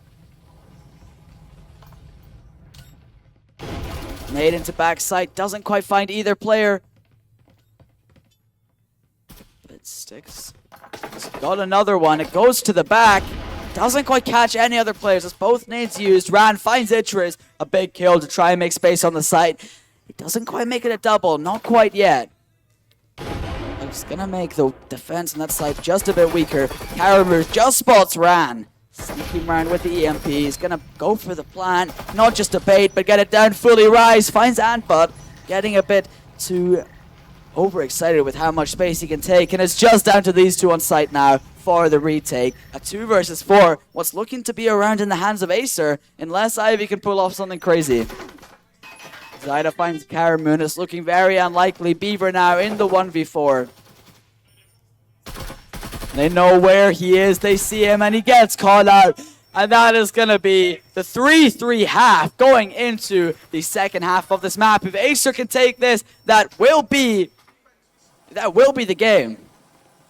Yeah, it's now side swap.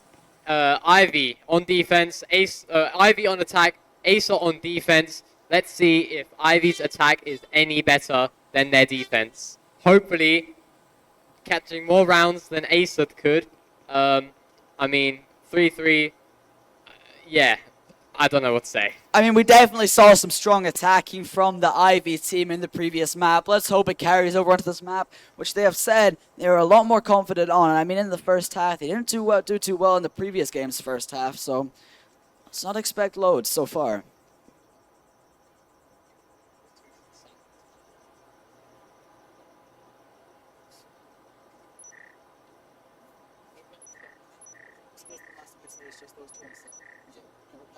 They went single. Yeah, but they don't know their own time, do they? Okay. They could do it. Yeah.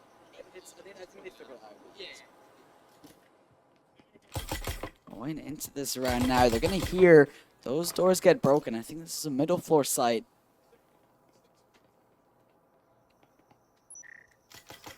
Once again, Acer, the garage is always quite a popular location to push. They've been very wary over there. They do have to be careful. There's no flank. There's no strange push here. There's no other site. Ran lighting off some shots towards garage. He's taking quite a bit of damage. He finds one on the outside, though. They know there's going to be a flanker sneaking around over there. He spots both of them sneaking around, getting up close towards the wall. That's going to give off the information that they're on this A site.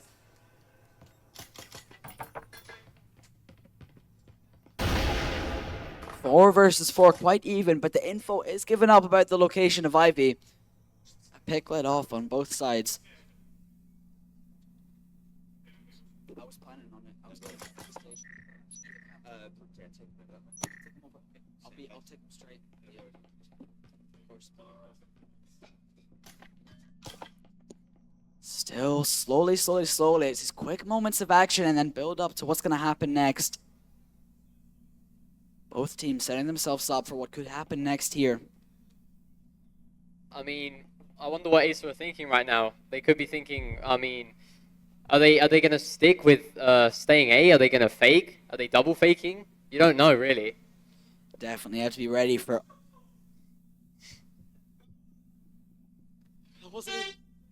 That wasn't even me. That was Capsy, guys. And the breaching foam is going to go down. It's going to open up the wall.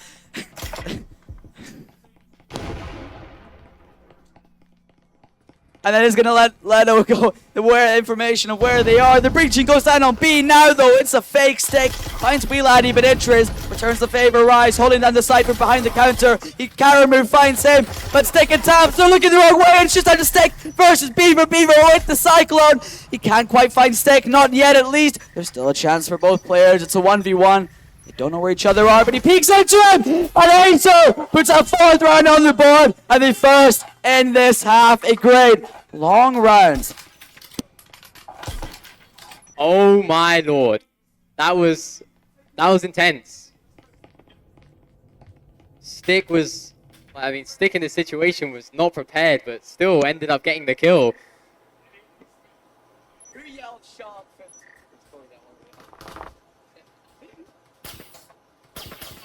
That wasn't even me.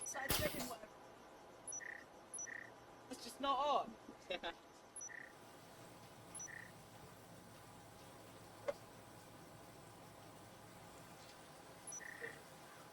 Of course, in LAN, we do have to be careful that none of the casters, none of the players say too much that could give away positions of players. But again, I mean, teams can give fake comms. I mean, they can just shout at the top of their lungs they're going to do something and just not do it. It's all a mental game now. But a good first round from Acer, and they're going to have the economy up. Not going to be able to quite match Ivy. They're not going to quite match that. That's so mean. It wasn't even me. I'm so tilted right now. Casting tilted.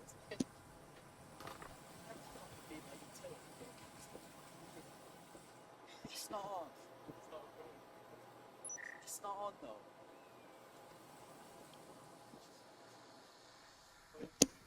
Ace giving Close. estimates of what they're doing. I mean, both teams.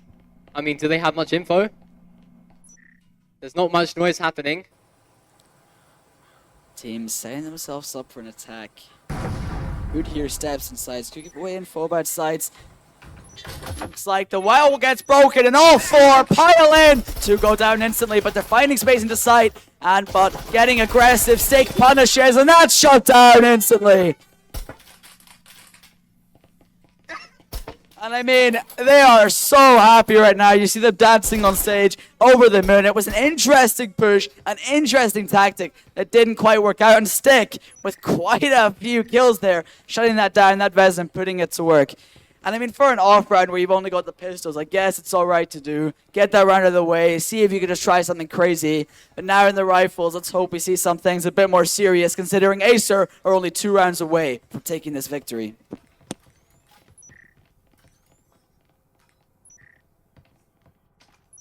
I mean, that reality's got to set in for Ivy soon. They have 2 rounds, 1 round of leeway here. They cannot let Acer get 2 more rounds here. They're going to have to make the 5-round comeback now. It's not impossible. It's far from impossible, but they need to start on it now. I mean, if you're on Ivy, I mean, you could hope for making it a tie, making it go into overround. Everyone has a set amount of money, so you don't have to worry about economy for the final round and before overtime. Just hoping that you got to win. Put everything in.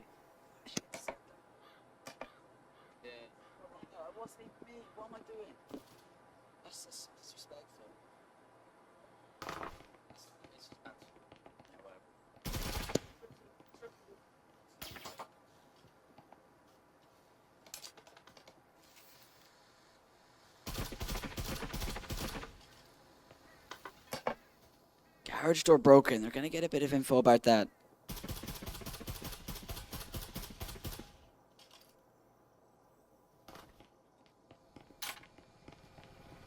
They're going to hear the steps. They're going to see the wall bang. They're going to know they're finding space in garage. Going to have to set themselves up to respond. And Bud trying to find a bit of damage. Rise with an early pick on Karamu, trying to make it across there. And a second through the wall onto Antbot. That's going to be a strong first 2 picks. The wall does go down. Grenade. Ran does find Beaver. Tabs. Finding space, but Itris shuts him down. Steak on the refrag though. Punishing that. We're just looking at Wee Laddie. He does find round 6. He does find a second. This is now far from impossible. It's a 1v2. We've seen him do it before on this exact floor, this exact map. He breaks the door blocker. They're going to hear that proxy. They're going to know where he is. He's going to have to set himself up soon.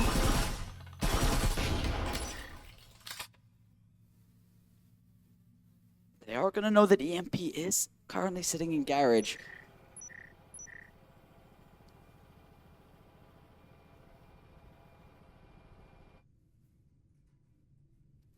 Slowly trying to find space. Both teams. I mean, Acer.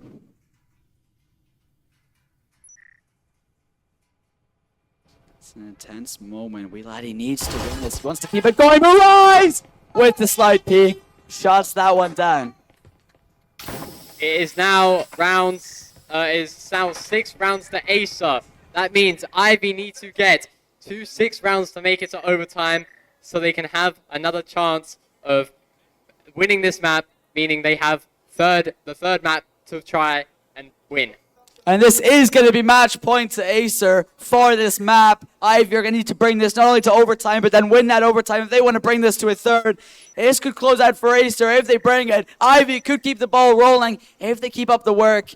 This is getting really close here. An intense and very important round. And you can tell it's going to be getting intense. These players are going to be near shaking right now. The nerves are going to be high.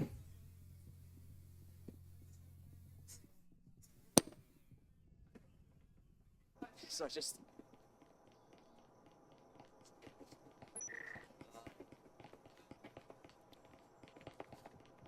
we're building up now. Bye phase nearly over. It's about time to start. And what could be the last round and what could be the start of the Ivy comeback.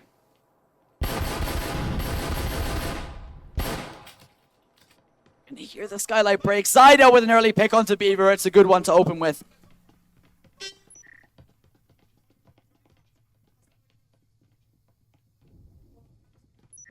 Responding to that pick. They don't quite see anyone. A bit wary. Acer is not entirely sure where these players could be. Playing it slow.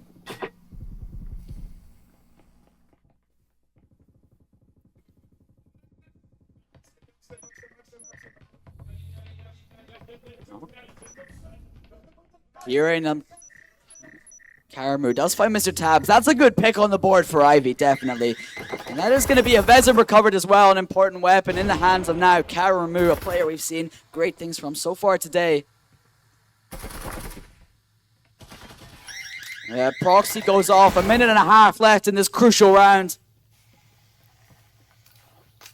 They hear the foam go down. Idris is spotted, round 6 finds him. The foam down, there's a chance for a push any time now. 3 versus 4 goes down, but the Insane blocking the doorway as well. Players holding that angle. EMP is going down on A. They were not ready. B, sorry, they were not ready for this. Karamu kills Rise. That is going to be the hallway on lockdown. But round 6 from the rotation in the 2 versus 2 now. 1 versus 2. Wheeladdy finds the first, and that is going to be the game. Acer, if they can defuse this EMP, will be your EU champions today. And that is going to be the game. Acer EU taking it with 2 maps, 5-7, and the 7-5 and 7-3. And that is going to be it. I mean, Capsy, talk us about that map. Talk to us about that. I mean, Ivy had the defense locked down until Acer. I mean, they seem to find a crack in their strats, and I mean, it seemed what they found definitely works, and I mean, yeah, Acer just dominating now. Sad to see for some, but good to see for others. Yeah, some people expecting that Acer win, and doing the cams through that, I saw so many different angles, like the round before the final there, Rise holding that pixel peak, but players on Ivy as well, they had such good pushes and it just worked out. That is the Breachers showcase now done. Acer winning 2 maps, Ivy not managing to win 1. It was wonderful to be a part of this. But this is the end of VR Meet 24. We do have an interview coming up with Acer, and Finto is going to be hosting that. Huge thank you to everyone watching, and we will more than likely see you soon.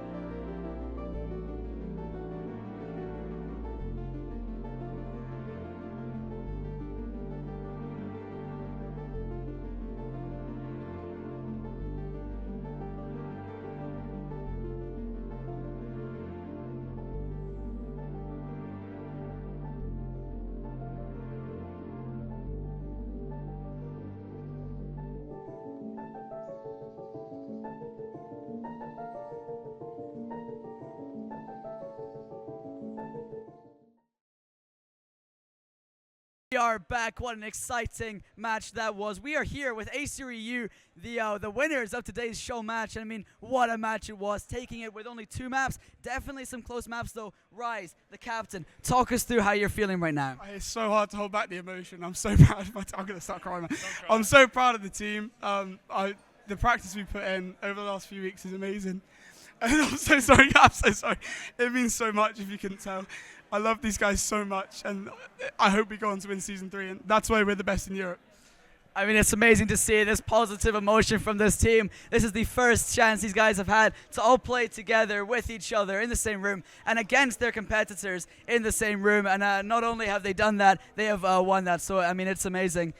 I mean, yeah, you must be over them. And how are you feeling about the team going forward as a group?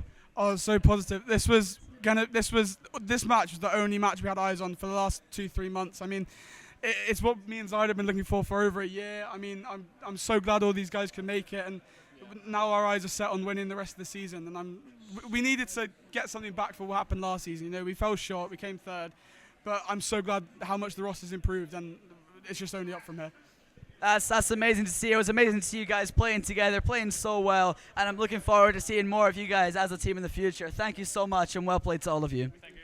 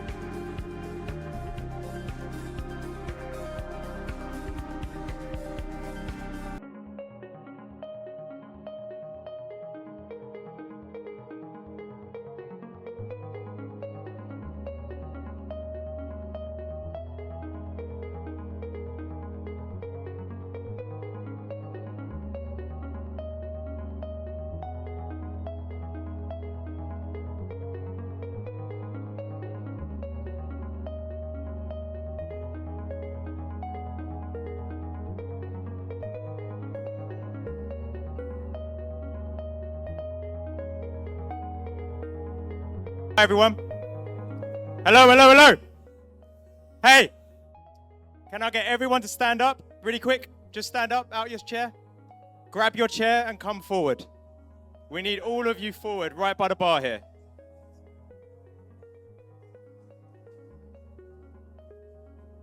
You don't need to be too cramped. We just need people forward so it looks amazing for the pictures. Okay, cool. Yeah, I'll hand it over.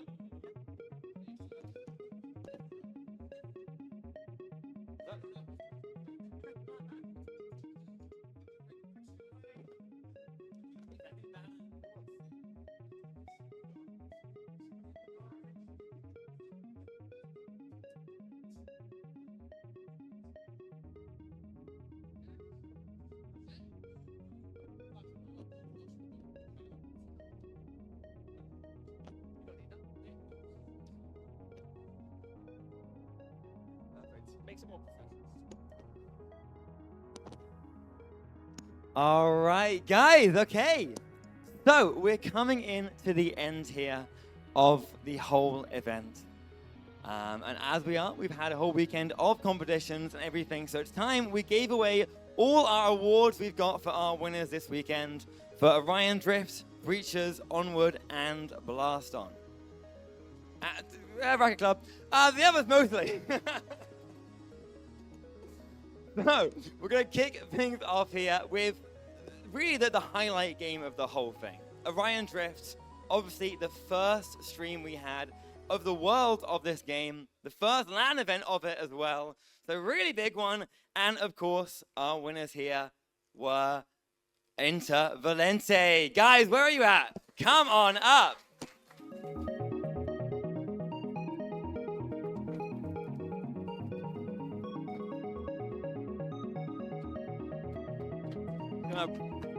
Yeah, come on over. We've got you guys awards. We've got medals for each of you, and we've got a trophy. Do you want to give them their little trophies? Give them their medals. Yours are blue. Ooh. There we go. Giving a little handshake. We do for the photographer. We are handshakes. Look very good. Congratulations. Give me a handshake. Very good. And on top of that, we have. That's all we have. But you guys are also going to get game keys from our sponsors here as well. We'll sort them out for you afterwards. So you do also win a game. Again, guys, give massive congratulations to Inter Valente.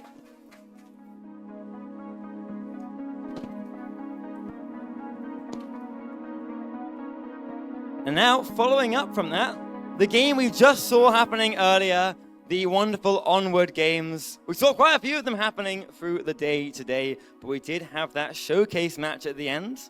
And of course, our winner of that one, Sunset Venture. Where you guys at? Come on up to the stage, guys.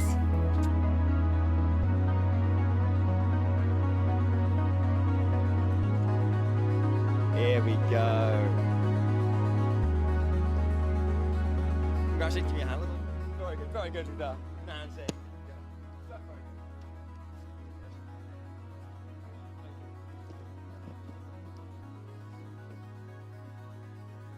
Again, guys, more game keys for you. Our sponsors, we will thank them later properly, but they've given us a lot of game keys to give away through this.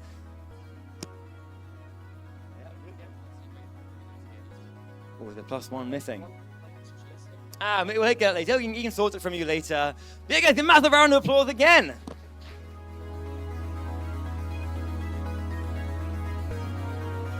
Lovely. Thanks, guys. Thank you very much. Make your way down again. Oh no, there is. Stop there. Don't leave. But you guys, we do have one more. That is right. We have the trophy. Yeah, we do. We have the trophy. Congratulations, guys. Don't come over. Take this trophy for us. You guys want to stand there for the photographer. Get a nice photo of it.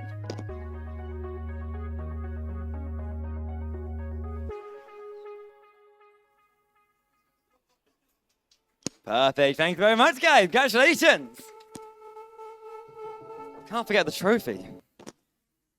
Right, following up from that one, we just saw them playing just a minute ago. The Breachers games. They were fierce. They were really good gameplay. But, of course, came out on top. Asa. Come on up, Asa. VR, Zyda, Stick, Ran, Mr. Tibbs, and Rise. Coming up on the stage. The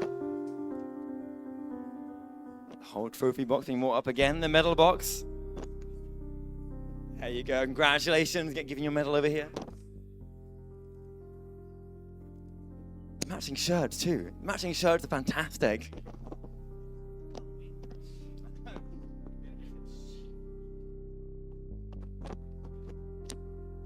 And we have a trophy as well. Thank you so much. And guys, here as well is your trophy, your Breachers trophy. Hold that up.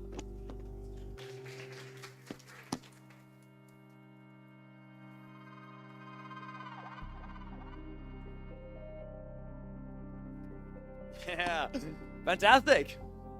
Now, last but not least, of course, we have the game over there, the solo game. We've had our team games onto the solo. Blast on. Really good games throughout. I don't know if you guys got to see most of them, but they were so competitive. We had some really good games throughout from every player. So we had to come up with 2 people. Second place, of course, Captain Fabulous. Come on up. In the suit. Looking amazing as ever. Where's that?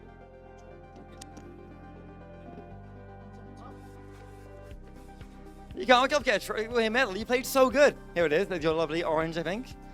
That's right. Hold it up. Good man. And, of course, though, first place, Monty Ban. Winner as ever. Come on up, Monty. There he is.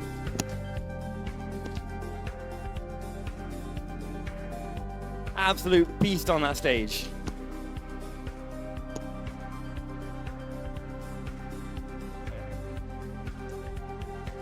There you go. There is your trophy, Monty Ban. You have your medal. And your trophy, there it is for winning overall. Guys, give a proper hand here. Monty Ban.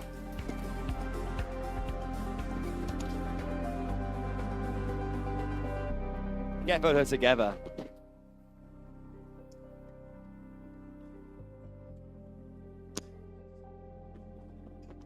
Perfect, guys. Congratulations. That's it. Perfect. You guys game keys as well. We'll sort all that later.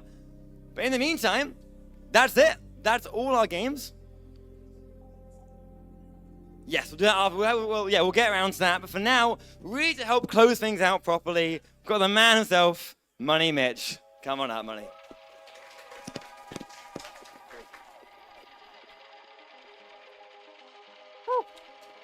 How's everyone doing? Everyone had a good time? VR Meet 2024, 2 days, 6 games, 7th secret game potentially coming up. This was big.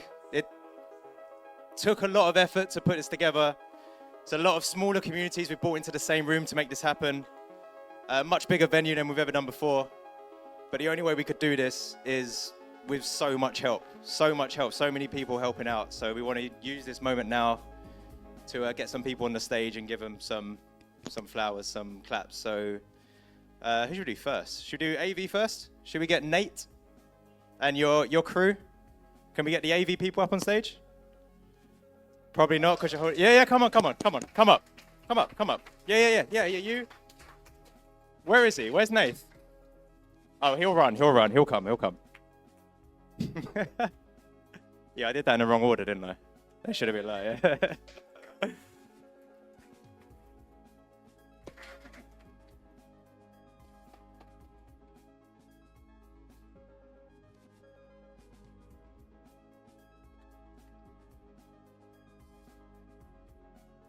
Here they are. Well done, guys. Yeah, I didn't really think about the order here, so I'm just going to start bringing people on. Retep, come on. Yay! Number 1 talker, speaker person. Welcome. Jonesy, on you come. Who else casted? Yazai? Yazai, jump up. Oh, man, this is the part where I'd forget names and I'd feel really bad. Omnium guys, come on up. Alessandro, Calamazio, I'm giving up at this point. Who else? Savage Large, helping out, setting up on Spatial Ops. Jump on. Oh, this is really bad. I'm forgetting everyone else. There's like another 10 people. Anyone that helped, just come up, and I'll say your name as you come up. Yes. We can't. Do we get Swift to come up? Oh, this doesn't work too well, because if they come up, the stream breaks. I'll just risk it. Ricky and Swift, just come up. If it falls apart, who cares? Let's get everyone up. Everyone that helped out. Garlic Bread King, Highlighter, yes. Hyper, Finto, and who? Your other caster, Captain. Cabsin, come up. Right, I feel like other people are being shy. There was way more people that helped out here.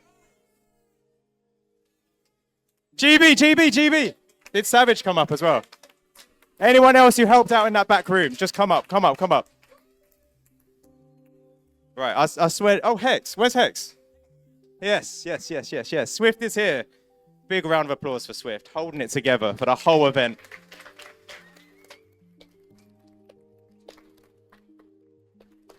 And that's everyone, right? There was no one else that, like, blood, sweat, and tears put this together, is there? That's it. So have a good night. Safe journey home. Gobshite, come on. The man, the legends, the Gob. And a huge round of applause for Money Mitch here, who has literally helped me no end over the last few months pulling this together. Have a look at all these people.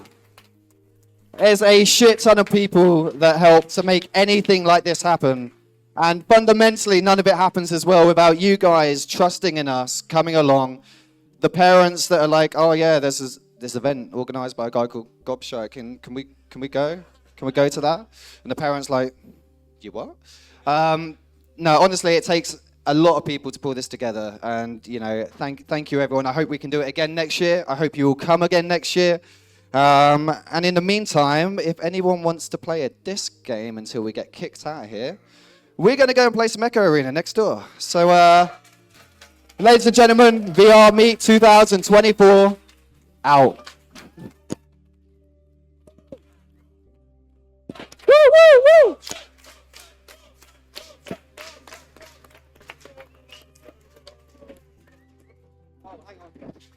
And I just want to say, we've got a little pirate man over in the corner here. Goes by the name of Seb.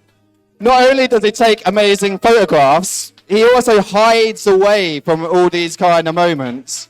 And he wants to take a photo of everybody before we go play Echo. So, Seb, would you like to take the microphone and organize some people and do your thing, close us out?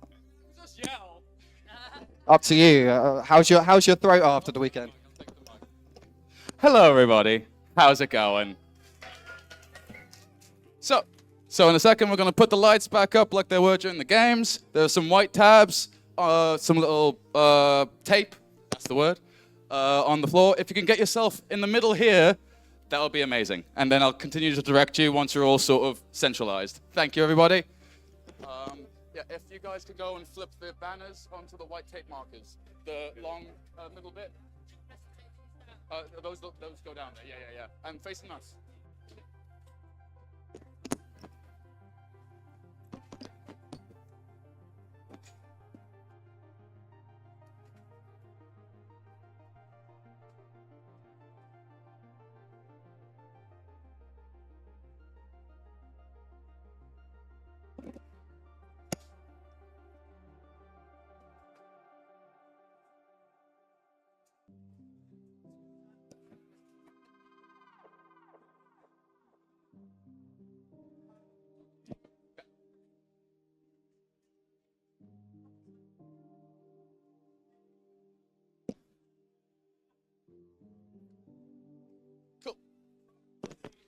All right, everybody. If we could fill in towards me in like a V shape, point of the V is this blue mat in front of me, and then just try not to block up the banners so that we can get more sponsorships so we can keep going for the next few years.